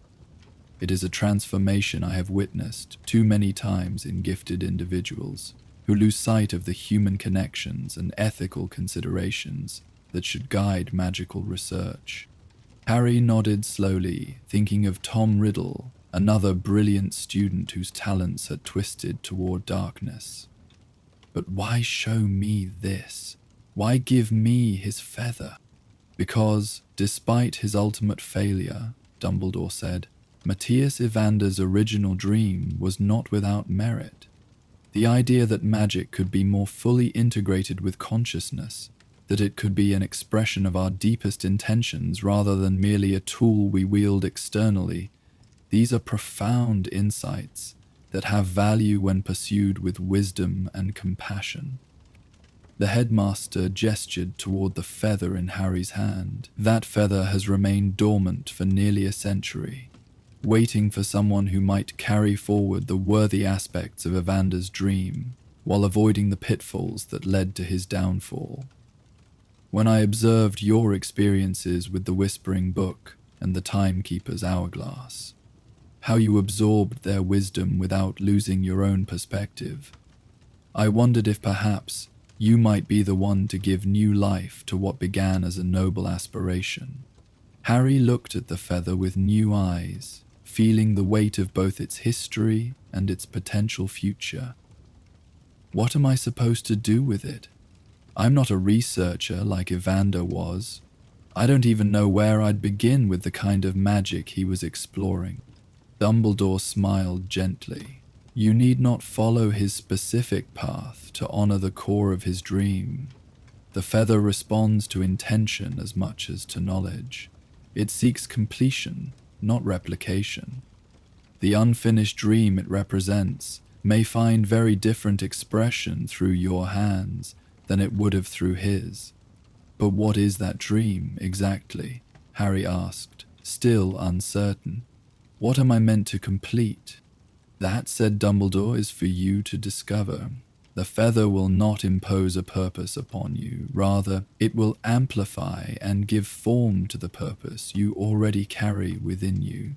It awaits your recognition of what that might be. Harry considered this, turning the feather gently between his fingers.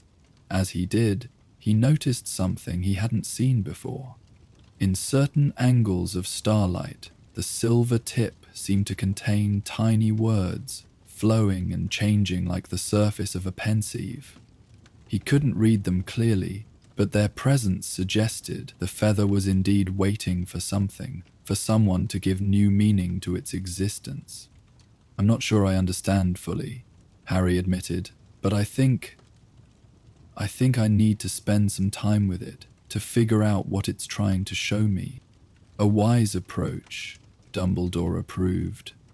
The feather is not an object to be used hastily or without reflection. Take time to connect with it, to understand the potential it holds, and how that potential might align with your own path. Harry carefully returned the feather to its wooden box, feeling that he had been entrusted with something precious and complex, not just a magical object but a legacy, a dream interrupted that might yet find completion. Thank you, Professor, he said, pocketing the box, for trusting me with this. Dumbledore inclined his head slightly. Trust must be earned, Harry, and you have done so repeatedly. But remember this. The feather's power, like all true magic, lies not in what it does, but in what it reveals about the world, about yourself, about the interconnection between the two. As they prepared to leave the astronomy tower, Harry had one more question. Professor, you said the feather has been dormant for almost a century. Have others tried to use it in that time? A few, Dumbledore acknowledged. Scholars who discovered references to Evander's work in old archives. Experimentalists intrigued by the unique properties of the silver tip. But the feather did not respond to them as it has to you. It remained, for them, merely an interesting magical artifact, rather than a living connection to its creator's unfinished work. And why do you think it's different with me? Harry asked. Dumbledore's eyes twinkled in the starlight. Perhaps because you, like Evander in his beginning, understand that magic is more than a tool. It is a relationship, a dialogue between the wizard and the deeper currents of reality. Or perhaps because you have known what it is to stand at the edge of conventional magic, where established rules fray and new possibilities emerge.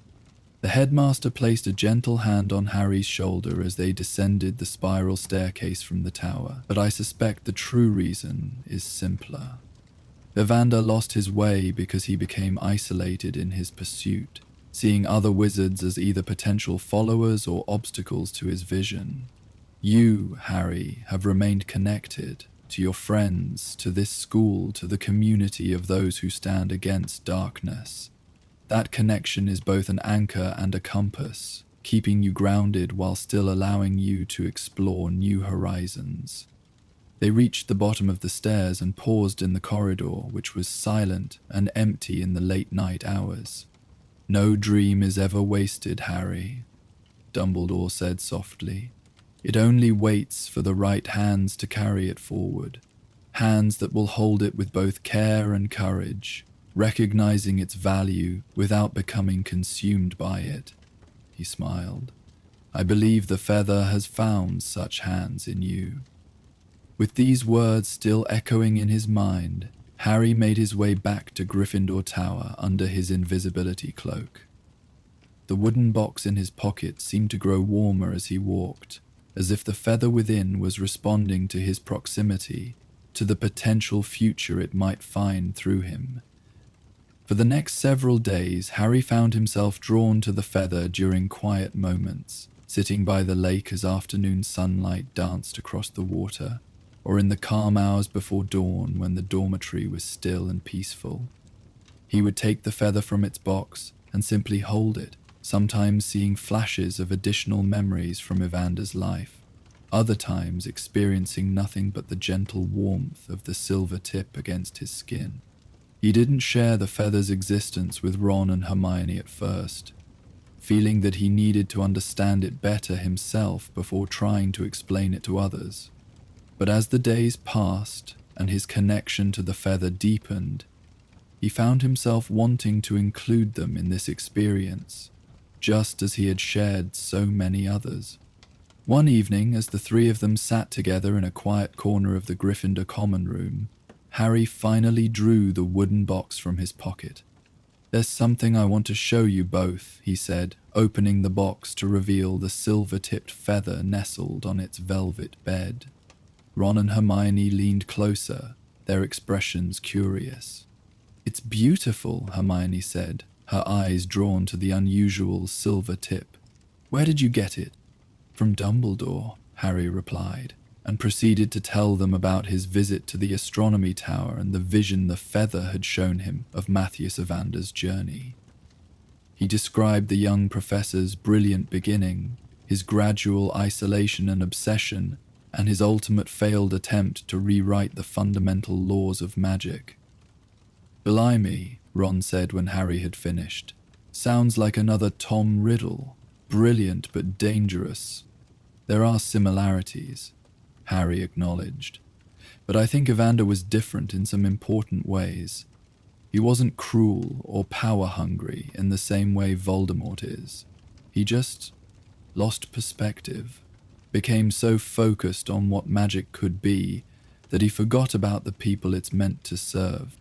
Hermione had been studying the feather thoughtfully throughout their conversation, and Dumbledore thinks you can somehow, what, complete Evander's work, but without the dangerous elements. Not exactly, Harry said, trying to articulate something he still didn't fully understand himself. I don't think he wants me to continue Evander's specific research. It's more like the feather represents a dream that got lost, a potential that was never fully realized.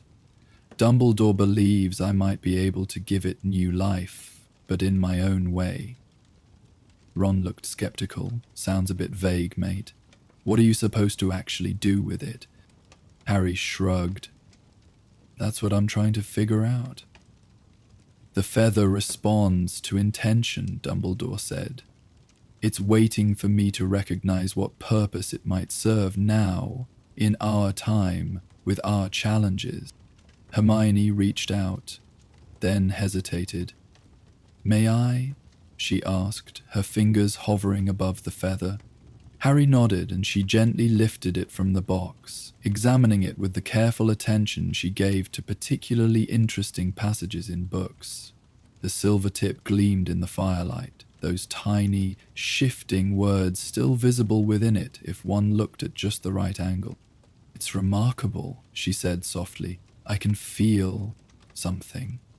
Not exactly magic in the usual sense, but a kind of potential. She looked up at Harry. Have you tried writing with it? No, Harry admitted. I hadn't thought of that. Well, it was a quill feather originally, Hermione pointed out. Maybe that's still its primary purpose. Not to rewrite reality in the grand way Evander attempted, but to express something meaningful in a more conventional sense. Ron snorted. Hermione's solution to everything. Write it down. She gave him a mock glare. Words have power, Ron, especially in the magical world. Think of spells, incantations, magical contracts. All of them are about giving form to intention through language. Harry considered this, remembering how the silver-tipped quill had glowed as Evander wrote, how the words had seemed to shimmer with more than just reflected light. Maybe you're right, he said slowly. Maybe I should try writing with it. Not tonight, though, Hermione cautioned, returning the feather to its box. Something this significant deserves proper attention in the right circumstances. And we should research more about Evander first, see if there are any records of his work in the library. Always more research, Ron sighed, but his tone was affectionate rather than truly exasperated. The three of them spent the next few days searching the library for references to Matthias Evander. They found surprisingly little. A few mentions in histories of magical education at Hogwarts, noting his brief tenure as a professor of an experimental course on magical theory, and his subsequent dismissal for promoting questionable approaches to magical practice. There was no record of his final fate, only that he had disappeared from the wizarding community shortly after leaving Hogwarts. It's like he's been almost erased from history, Hermione said, frustrated by the lack of substantial information. Or deliberately obscured. Maybe that was intentional, Harry suggested. If his ideas were considered dangerous, perhaps the Ministry or the Hogwarts administration wanted to prevent others from following the same path. Despite the limited historical record, Harry's connection to the feather continued to deepen.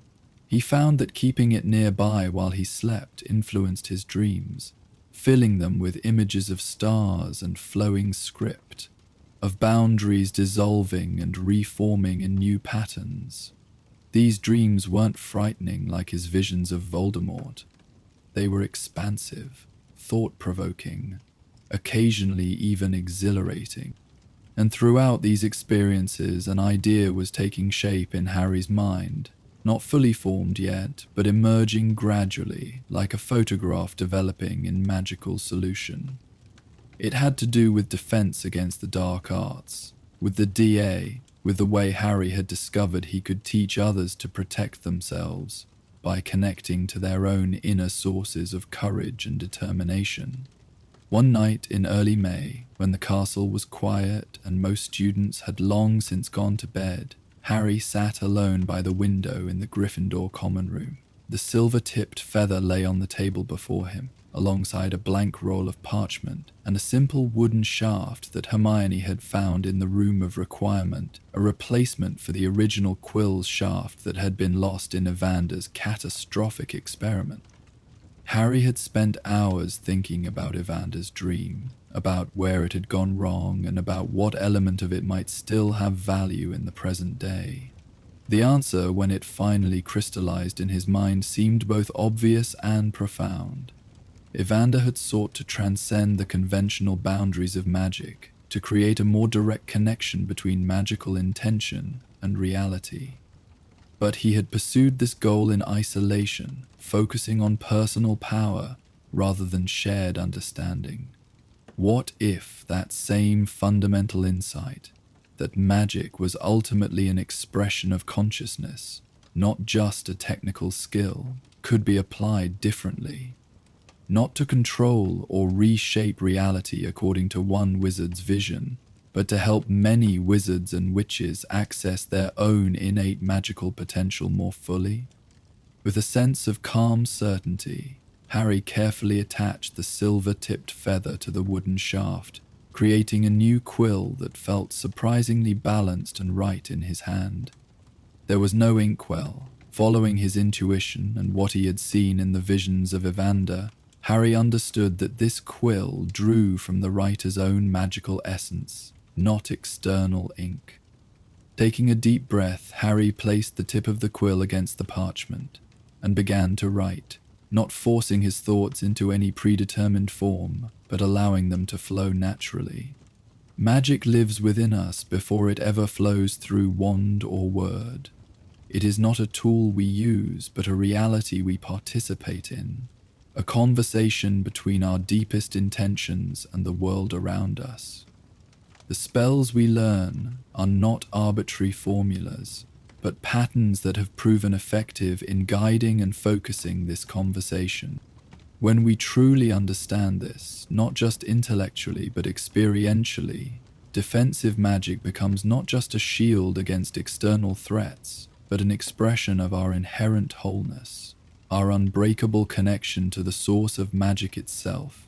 From this understanding comes a confidence that no dark curse can entirely shatter, a presence of mind that fear cannot easily dispel. As Harry wrote, the silver tip of the quill began to glow softly, just as it had in his visions of Evander. But unlike the frantic, almost feverish energy that had characterized Evander's later writing, the light emanating from Harry's quill was steady, clear, and somehow reassuring, like the light of a Patronus, protective rather than dominating. The words on the parchment also glowed briefly before settling into the page, but they retained a subtle shimmer, as if they existed simultaneously as both ordinary script and something more, a direct imprint of Harry's understanding, his lived experience of the magical principles he was describing.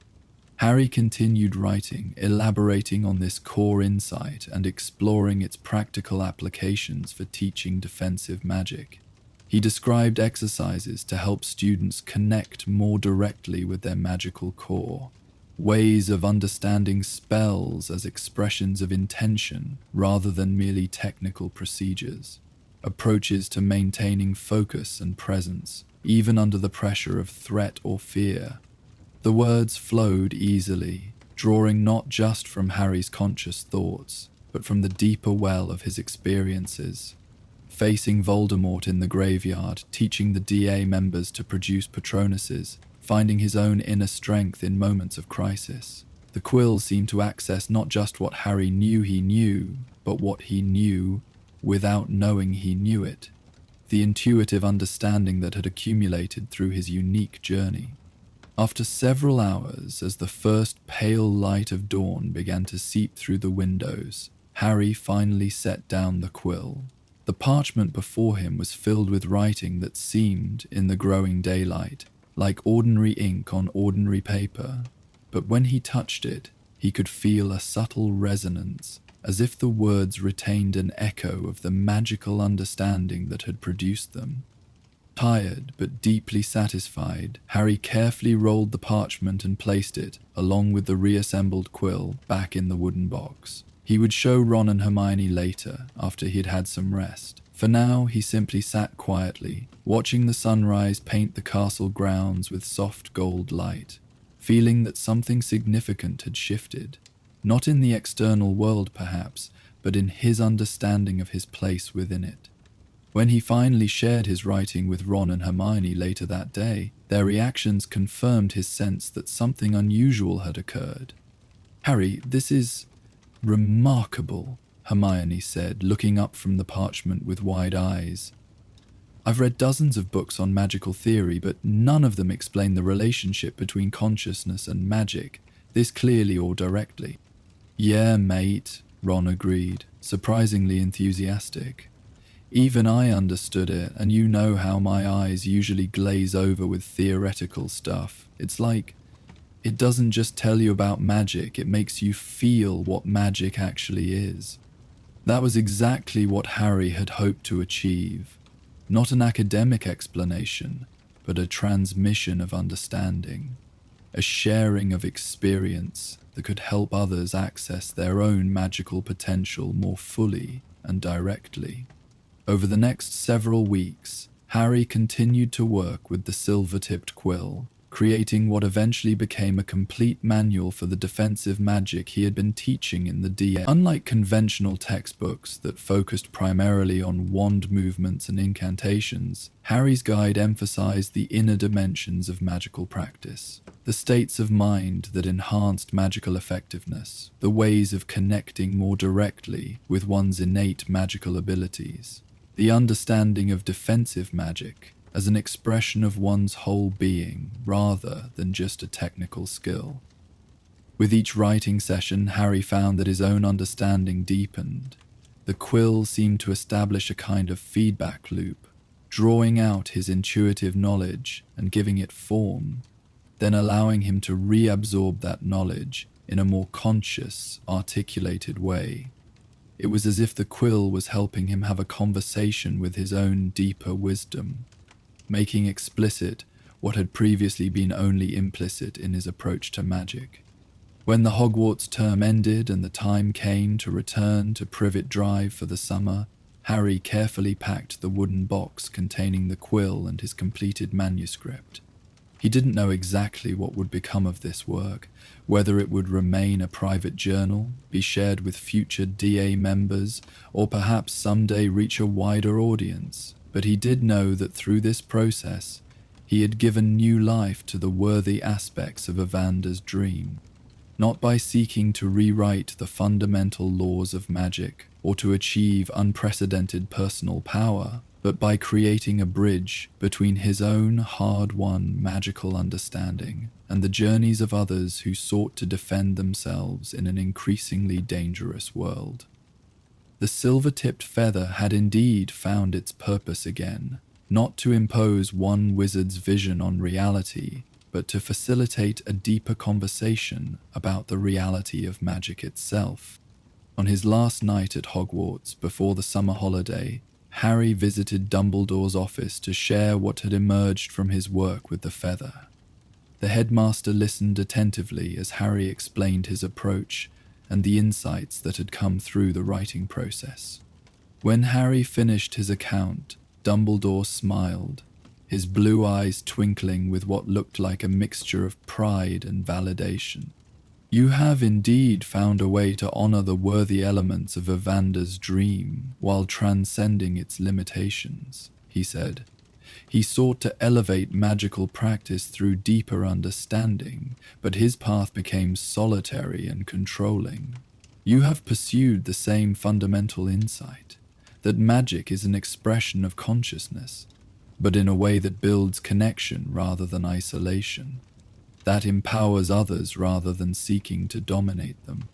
Harry nodded, realizing that this was the essential difference.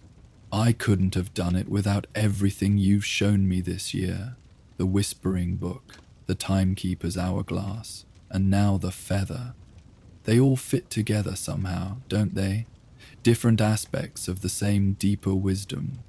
Indeed they do, Dumbledore confirmed. The book helped you understand your inner journey, how to navigate your own thoughts, emotions, and responses to challenge. The hourglass revealed the significance of your outer journey, how your choices, even small ones, create ripples that touch other lives in ways you might never fully know. And the feather has allowed you to bridge these worlds, to translate inner understanding into outer expression in a way that honors both. The headmaster rose and walked to the window, gazing out at the twilight settling over the Hogwarts grounds. This integration of inner wisdom and outer action, of personal insight and shared connection, is perhaps the most profound magic of all, Harry. It is what allows us to face darkness without becoming dark ourselves, to wield power without being corrupted by it, to maintain hope, even in the shadowed times that lie ahead. Harry joined Dumbledore at the window, feeling a deep appreciation for the mentorship the headmaster had provided throughout this year of unexpected lessons. Dreams never truly fade, Harry, Dumbledore said softly, echoing the words he had spoken on the night he first presented the feather. Even those that seem lost or broken can find new life through those willing to carry them forward with wisdom and compassion.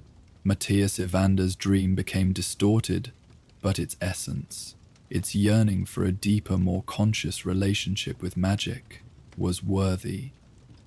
Through your hands, that worthy essence has found new expression, new purpose. As Harry prepared to leave, Dumbledore added one final thought. Keep the feather, Harry. Its journey with you is not yet complete, I think.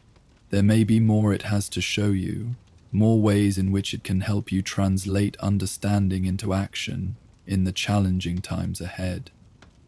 Harry nodded, grateful for both the gift and the trust it represented.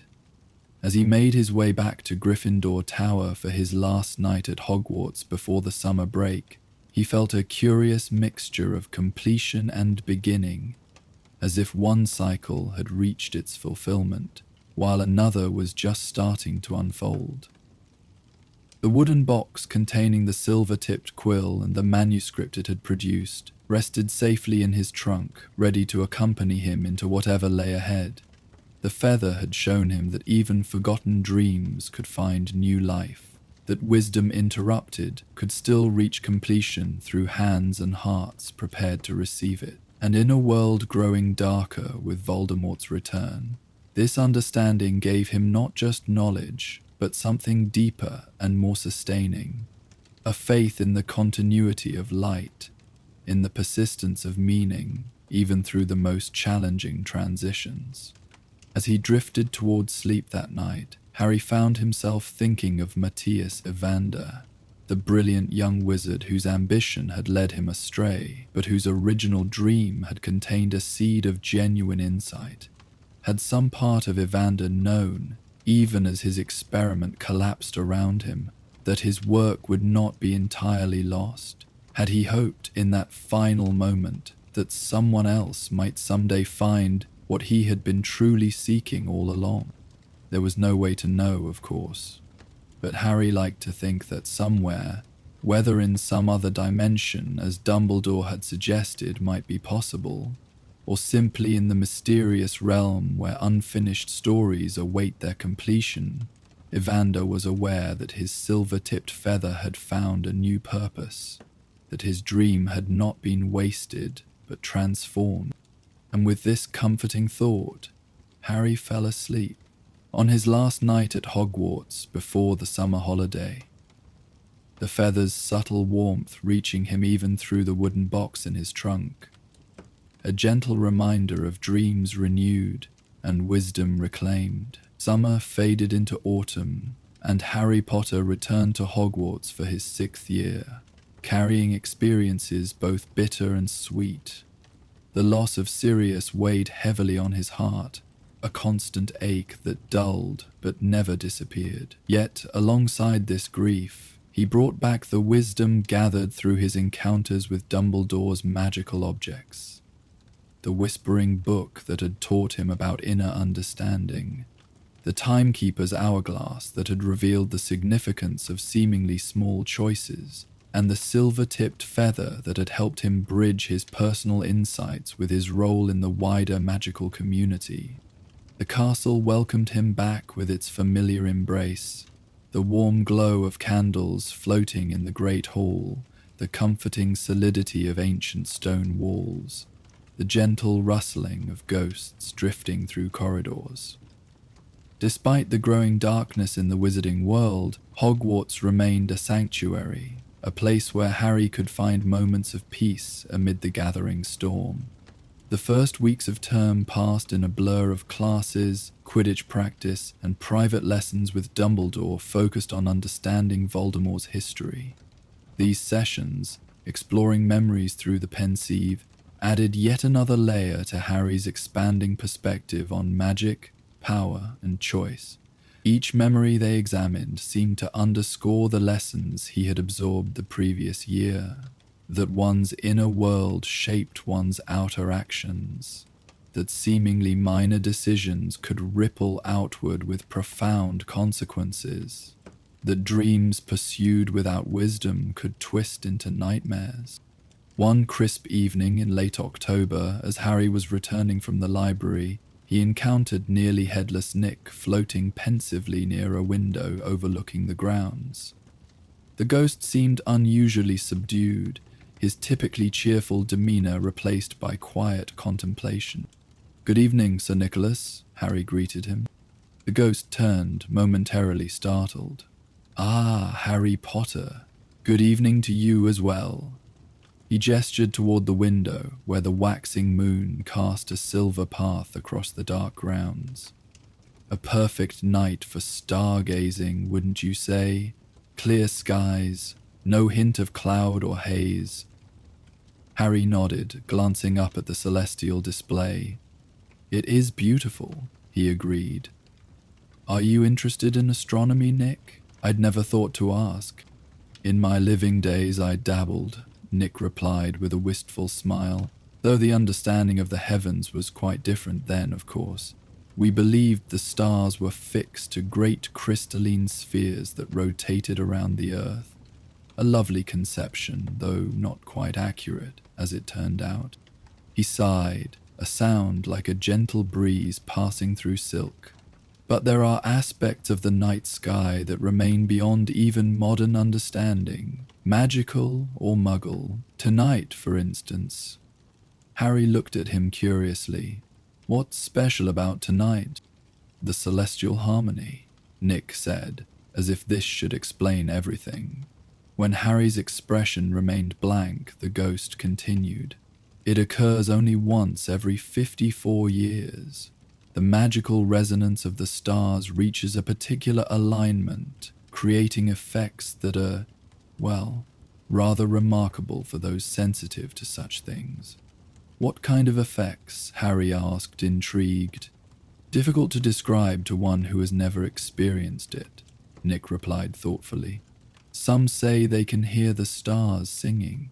Others speak of seeing the threads of magic that bind our world together. I myself have witnessed it only once since my death, and found it profoundly moving, despite my incorporeal state." Before Harry could ask more questions, a note appeared in the air before him, a small piece of parchment that materialized in a brief flash of golden light. It floated gently down into his outstretched hand. "Ah," said Nick, peering over Harry's shoulder. "It seems I'm not the only one aware of tonight's significance." The note, written in Dumbledore's elegant script, was brief. "The astronomy tower at midnight. Dress warmly, some things can only be experienced at the right moment." "The headmaster has excellent timing as always," Nick commented. "The celestial harmony reaches its peak at midnight precisely. You are fortunate, Harry Potter, to have the opportunity to witness it with such a guide. With those words, Nick drifted away through a nearby wall, leaving Harry alone with the note and a growing sense of anticipation. At 1:45, Harry made his way through the quiet castle, wrapped warmly in his winter cloak as Dumbledore had advised.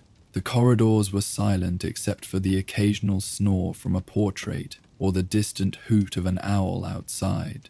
As he climbed the spiral staircase to the astronomy tower, Harry felt a curious sensation, a subtle vibration in the air, almost like the castle itself was humming very softly, just below the threshold of hearing. When he emerged onto the open platform at the top of the tower, he found Dumbledore already there, gazing up at the night sky with an expression of serene wonder. The headmaster wore robes of deep purple embroidered with silver stars that seemed to twinkle with their own light, matching the celestial display above. "Ah, Harry," Dumbledore said, turning to greet him with a warm smile. "Right on time. I trust Sir Nicholas mentioned tonight's special quality?" "Called it the celestial harmony," Harry replied, joining Dumbledore at the parapet. "He said it happens every 54 years. "Indeed," Dumbledore nodded, his eyes returning to the sky.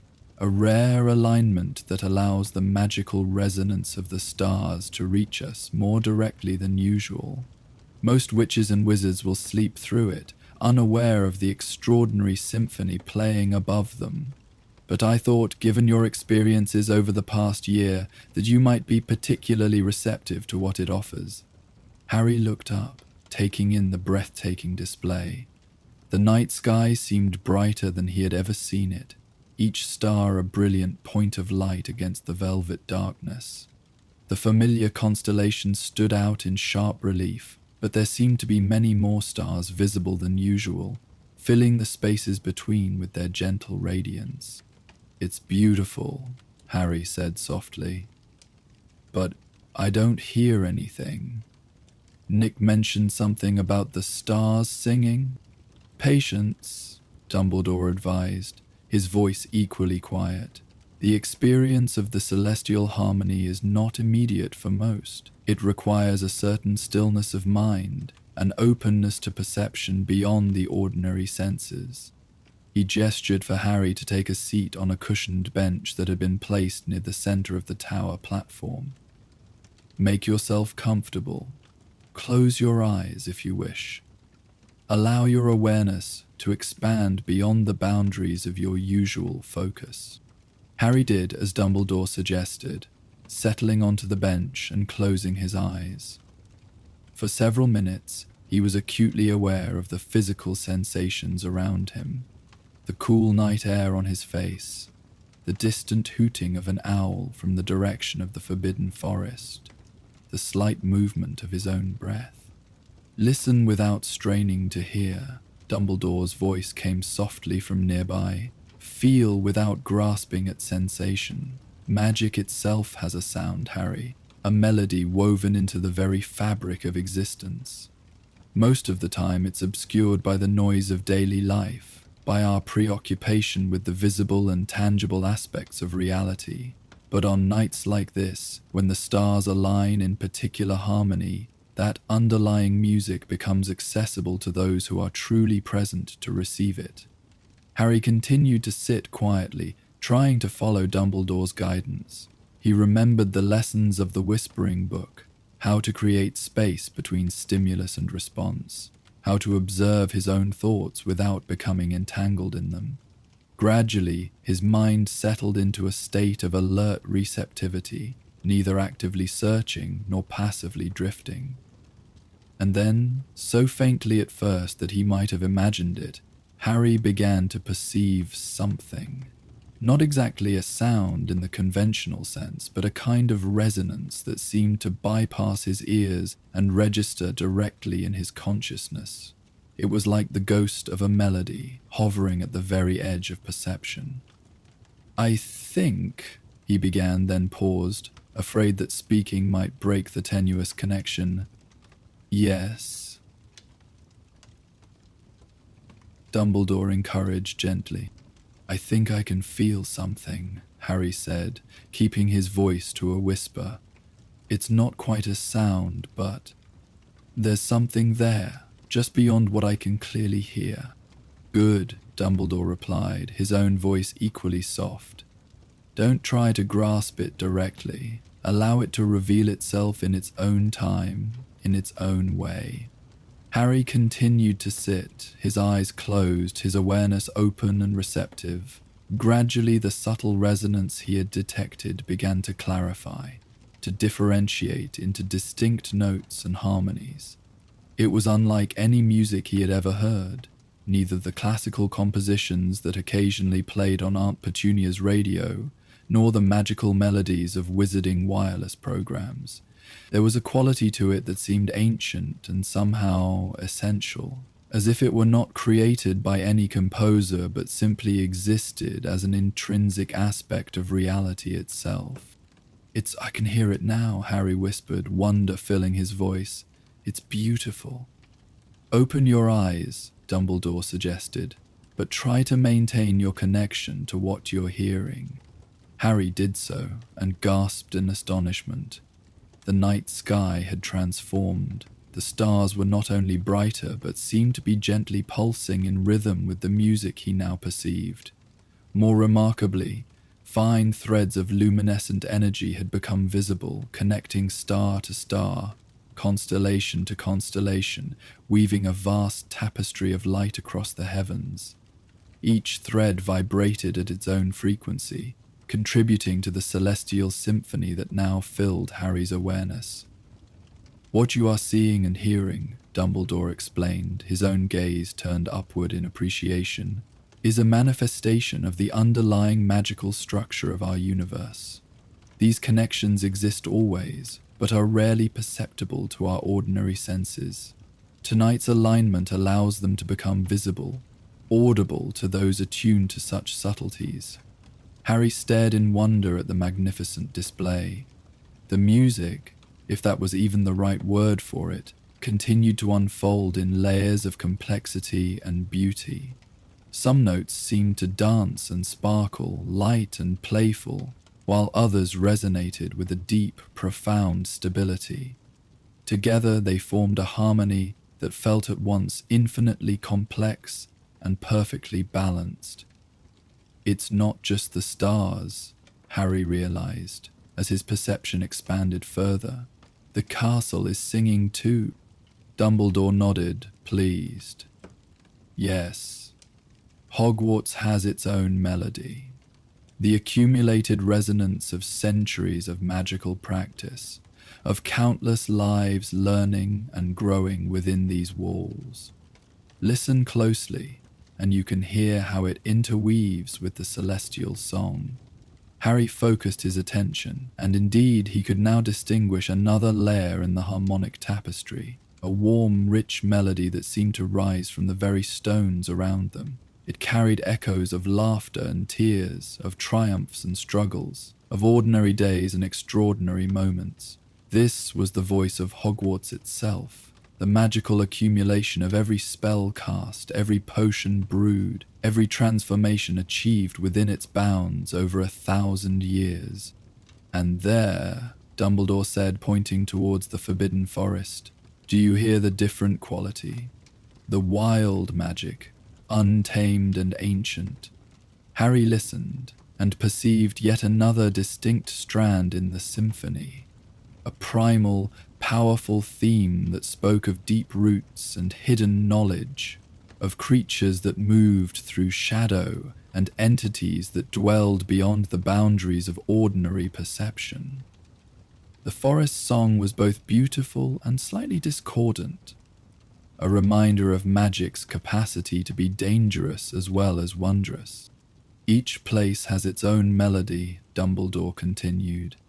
Each magical creature, each enchanted object, each witch and wizard, all contributing to the greater harmony.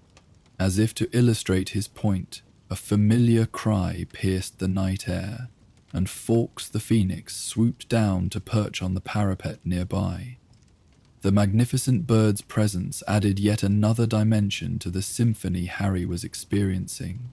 a soaring, transcendent melody that spoke of rebirth and enduring hope. "Listen now," Dumbledore said, his voice dropping to an even softer tone, "for your own note within this great composition." "Mine?" Harry asked, surprised. "How would I recognize it?" "It will resonate with something essential in you," Dumbledore replied. "Something that remains constant beneath all the changes and chances of your journey. Your magical signature, if you will. But more than that, the unique quality you bring to the greater whole." Harry closed his eyes again, allowing his awareness to move through the multi-layered symphony surrounding him. It seemed an impossible task at first. How could he identify a single note within such vastness? But then he remembered the lesson of the timekeeper's hourglass, how each individual choice, each moment of courage or kindness or wisdom contributed to the larger pattern of significance. His note would not be isolated but connected, defined by its relationships as much as by its individual quality. With this understanding, he began to sense a resonance that felt familiar, that seemed to vibrate in harmony with his own being. It was not loud or dominant within the greater symphony, but it was distinct, a clear, steady tone that carried echoes of his mother's protection, of his own choices in moments of crisis, of the connections he had formed with those he loved. There was both light and shadow in this note, joy and sorrow intertwined, vulnerability and strength existing side by side. "I think I've found it," Harry said softly, opening his eyes again. It's part of something larger, connected to other notes." "Of course," Dumbledore nodded, his eyes twinkling in the starlight. "None of us exists in isolation, Harry. Our individual songs gain meaning and beauty through their relationship to the whole. Listen closely, and you may recognize some of the notes most closely interwoven with your own." Harry focused again, and sure enough, he began to distinguish familiar resonances. Ron's steady loyalty and unexpected depths, Hermione's brilliant clarity and compassionate heart, the varied melodies of the Weasley family, the gentle strength of Neville, the dreamy wisdom of Luna, and others too, professors and classmates, members of the Order, even the complex, dissonant themes of those who had caused him harm. Most poignant of all, he perceived notes that seemed to sound from a great distance and yet remained intimately connected to his own. His parents, Sirius, others who had passed beyond the veil, yet whose influence continued to shape his life and choices. "They're all there," Harry whispered, tears forming in his eyes. "Everyone who's ever mattered to me, even those who are gone."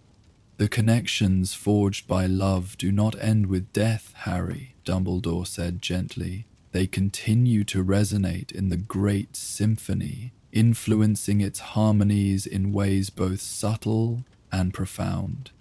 As midnight approached its zenith, the celestial display grew even more magnificent. The threads of light connecting the stars pulsed with increasing brilliance, and the music swelled to a crescendo of indescribable beauty.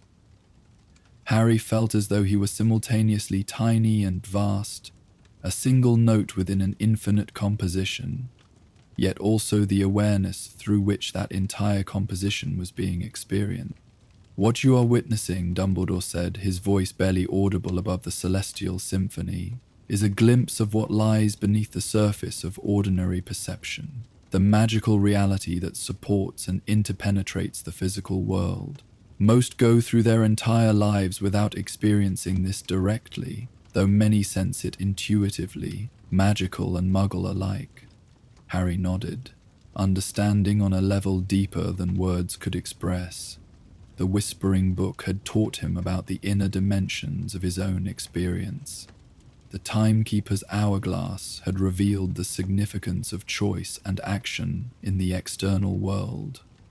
The silver-tipped feather had shown him how intention could bridge these realms, and now the celestial harmony was allowing him to perceive the unified field in which all these aspects existed together, the living, dynamic magic that flowed through all things, connecting them in an eternally unfolding pattern of meaning and beauty. As the clock struck midnight, the symphony reached its absolute peak. For a brief, transcendent moment, Harry felt as though he could perceive the entire magical universe as a single, perfectly balanced composition. Every element, from the grandest celestial body to the smallest magical particle, played its unique role in this great harmony. Nothing was insignificant. Nothing was lost or wasted. Even dissonance and conflict served the greater unfolding of the whole. Then, gradually, the intensity began to diminish.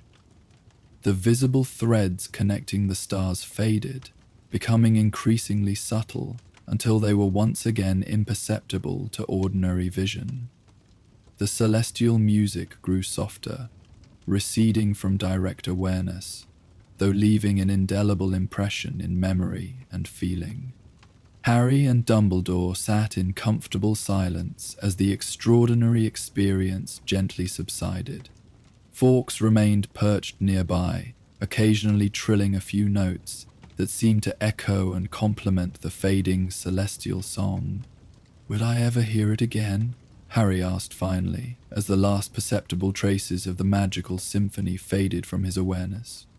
"The celestial harmony in its fullness occurs only at these rare alignments," Dumbledore replied. "But once you have experienced it, you may find you remain somewhat attuned to its subtler manifestations. In moments of particular clarity or presence, you might catch echoes of it, in the call of a phoenix, in the resonance of particularly powerful magic, in the quiet hours when the boundaries between ordinary and extraordinary perception grow thin." He smiled gently at Harry. "And most importantly, the understanding it offers remains with you.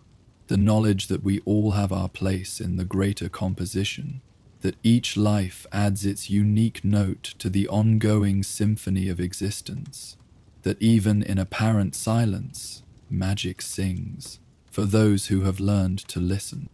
Harry nodded, feeling both peaceful and somehow energized by the experience.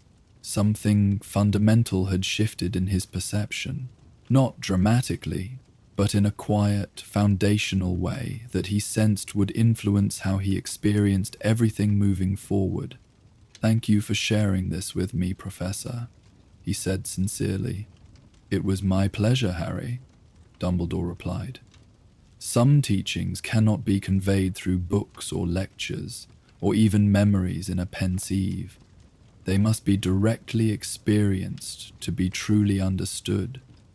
I believed you were ready for this particular experience, and it seems I was correct."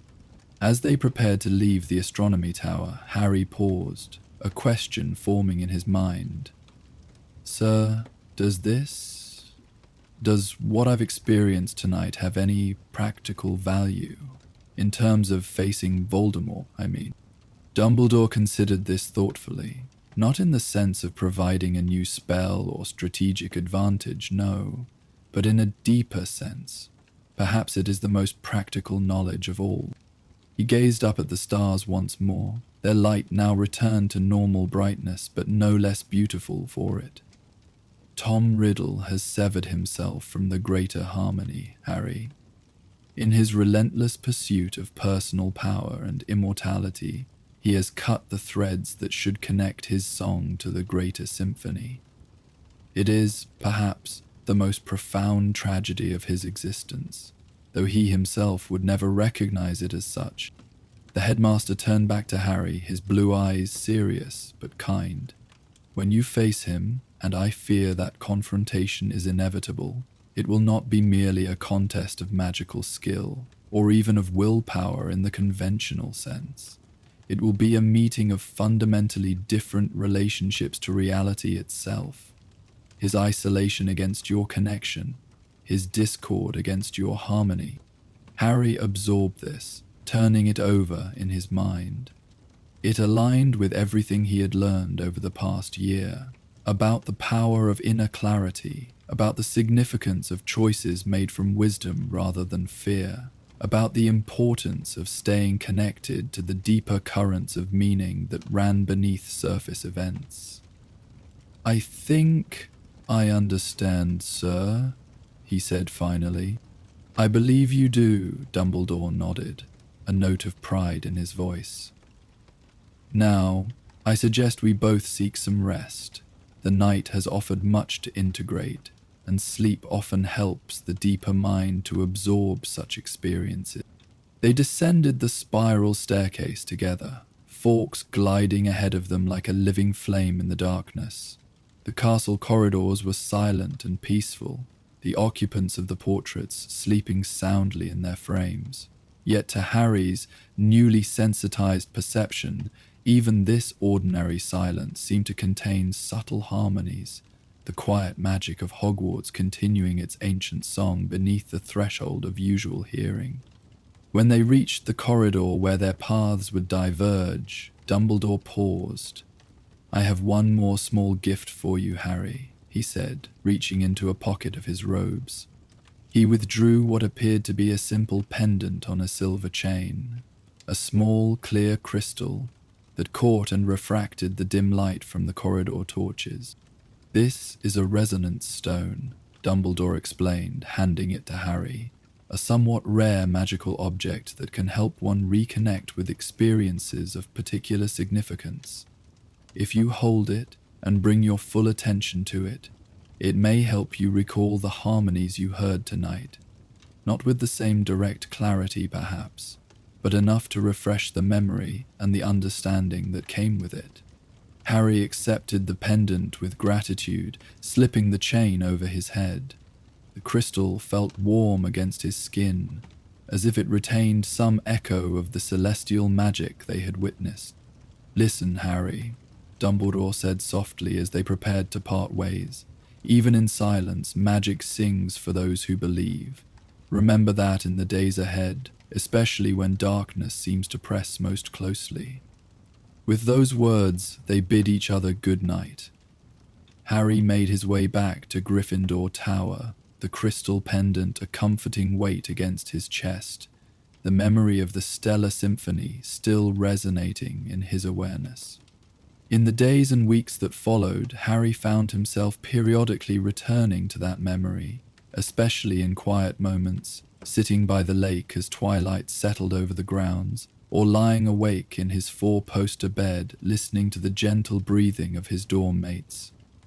Sometimes he would hold the resonance stone, allowing it to help him reconnect with the harmonies he had experienced on the astronomy tower. He didn't speak much about the experience to others. It felt too personal, too difficult to convey in ordinary language. But he did share some aspects of it with Ron and Hermione one evening as they sat together in a quiet corner of the common room.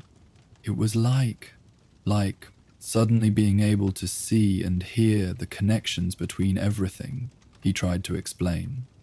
Not just intellectually understanding that they exist, but actually perceiving them directly. Hermione's eyes were alight with fascination. "That sounds extraordinary, Harry." "There are references to the celestial harmony in some advanced magical texts, but they're always so vague. People who've experienced it seem to struggle to describe it precisely." "Yeah, I can see why," Harry agreed. "It's not really like anything else. The closest I can come is, imagine if all the magic in the world, in the universe even, was actually a kind of music. And normally we only hear little fragments of it, or maybe just feel the rhythm without hearing the melody. But for that one night, it was all there, clear and complete." Ron, who had been listening thoughtfully, spoke up. "And you said we all have our own note in this big magical song? Even me." "Especially you," Harry confirmed with a smile. "Yours was actually one of the strongest I could recognize, connected to mine." Ron looked pleased but slightly embarrassed at this. "Well, That's good to know, I suppose, though I hope my magical note isn't as bad as my singing voice, or the whole universe is in trouble.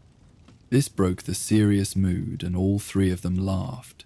But later, as Ron and Hermione went up to their respective dormitories for the night, Hermione paused to squeeze Harry's shoulder gently. "I'm glad you had that experience, Harry," she said softly. "With everything that's happening, everything that's coming, it seems like a good thing to know deep down that there's a bigger pattern, that it all means something, even the hard parts." Harry nodded, touched by her perception. "That's exactly it, Hermione. That's exactly it." As autumn deepened toward winter, the memory of the celestial harmony continued to influence Harry in subtle but significant ways. He found himself more aware of the unique qualities different people brought to situations, the varied notes they contributed to the collective experience. He noticed patterns and connections he might previously have overlooked, sensing how seemingly separate events were actually part of larger, meaningful sequences. Most importantly, the experience had left him with a bone-deep certainty that no matter how powerful Voldemort might become, no matter how much fear and chaos he might sow, he remained fundamentally out of harmony with the deeper magical reality. His pursuit of domination through fragmentation, of his soul through Horcruxes, of the wizarding community through terror, was ultimately unsustainable, a discord that the greater symphony would eventually resolve. This understanding didn't make the challenges ahead any less daunting. Harry still worried about the safety of those he loved, still felt the pressure of expectations and prophecy, still struggled with the practical questions of how to counter Voldemort's growing power. But beneath these surface concerns, there was a new foundation of confidence, not in his personal abilities alone, but in his connection to something larger and more enduring than any individual conflict. One snowy evening in December, as Harry sat alone by a window in the common room watching darkness settle over the white blanketed grounds, he found himself absently touching the resonance stone that hung around his neck. As he did, a subtle shift occurred in his perception. The ordinary sounds of the castle, distant conversations, the crackling fire, the winter wind against the windows, seemed to deepen, revealing harmonic layers he normally couldn't perceive. For a brief, magical moment, he caught an echo of the celestial symphony, fainter than what he had experienced on the astronomy tower, but unmistakably the same essential harmony. His own note was there, steady and clear, interconnected with countless others in the vast magical tapestry. As the moment passed and ordinary perception returned, Harry smiled to himself. Dumbledore had been right, as usual. Even in apparent silence, magic sang for those who had learned to listen, and having heard that song, having found his place within its endless, ever-changing harmony, Harry knew he would never be truly alone again, no matter what challenges the future might hold.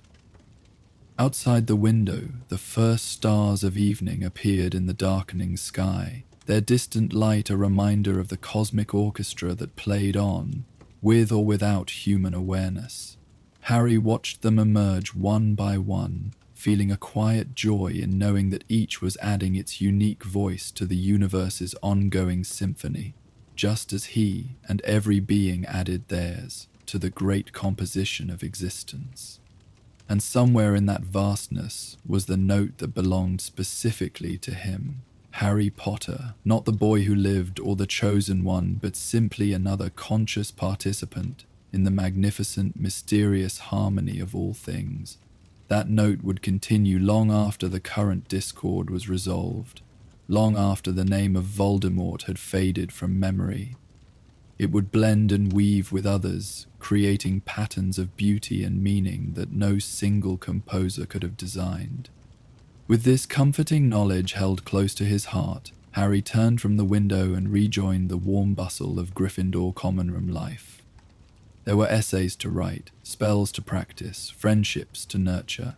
The ordinary activities that, he now understood, were not separate from the greater magic, but an integral part of its expression. Each conversation, each shared laugh, each small kindness was another note in the ongoing symphony, another thread in the luminous tapestry that connected all things.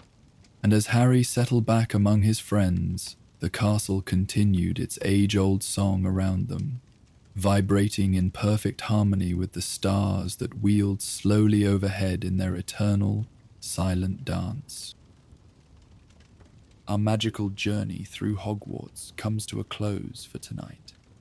Now you'll hear the gentle crackling of the common room fire and soothing ambient sounds of the castle to accompany you as you drift off to sleep. These calming sounds will continue without any advertisements or interruptions. May your dreams be filled with magic and wonder, and may you sleep as peacefully as if you were tucked away in your cozy four-poster bed in the dormitory. Good night, dear witch or wizard, until our next adventure in the wizarding world.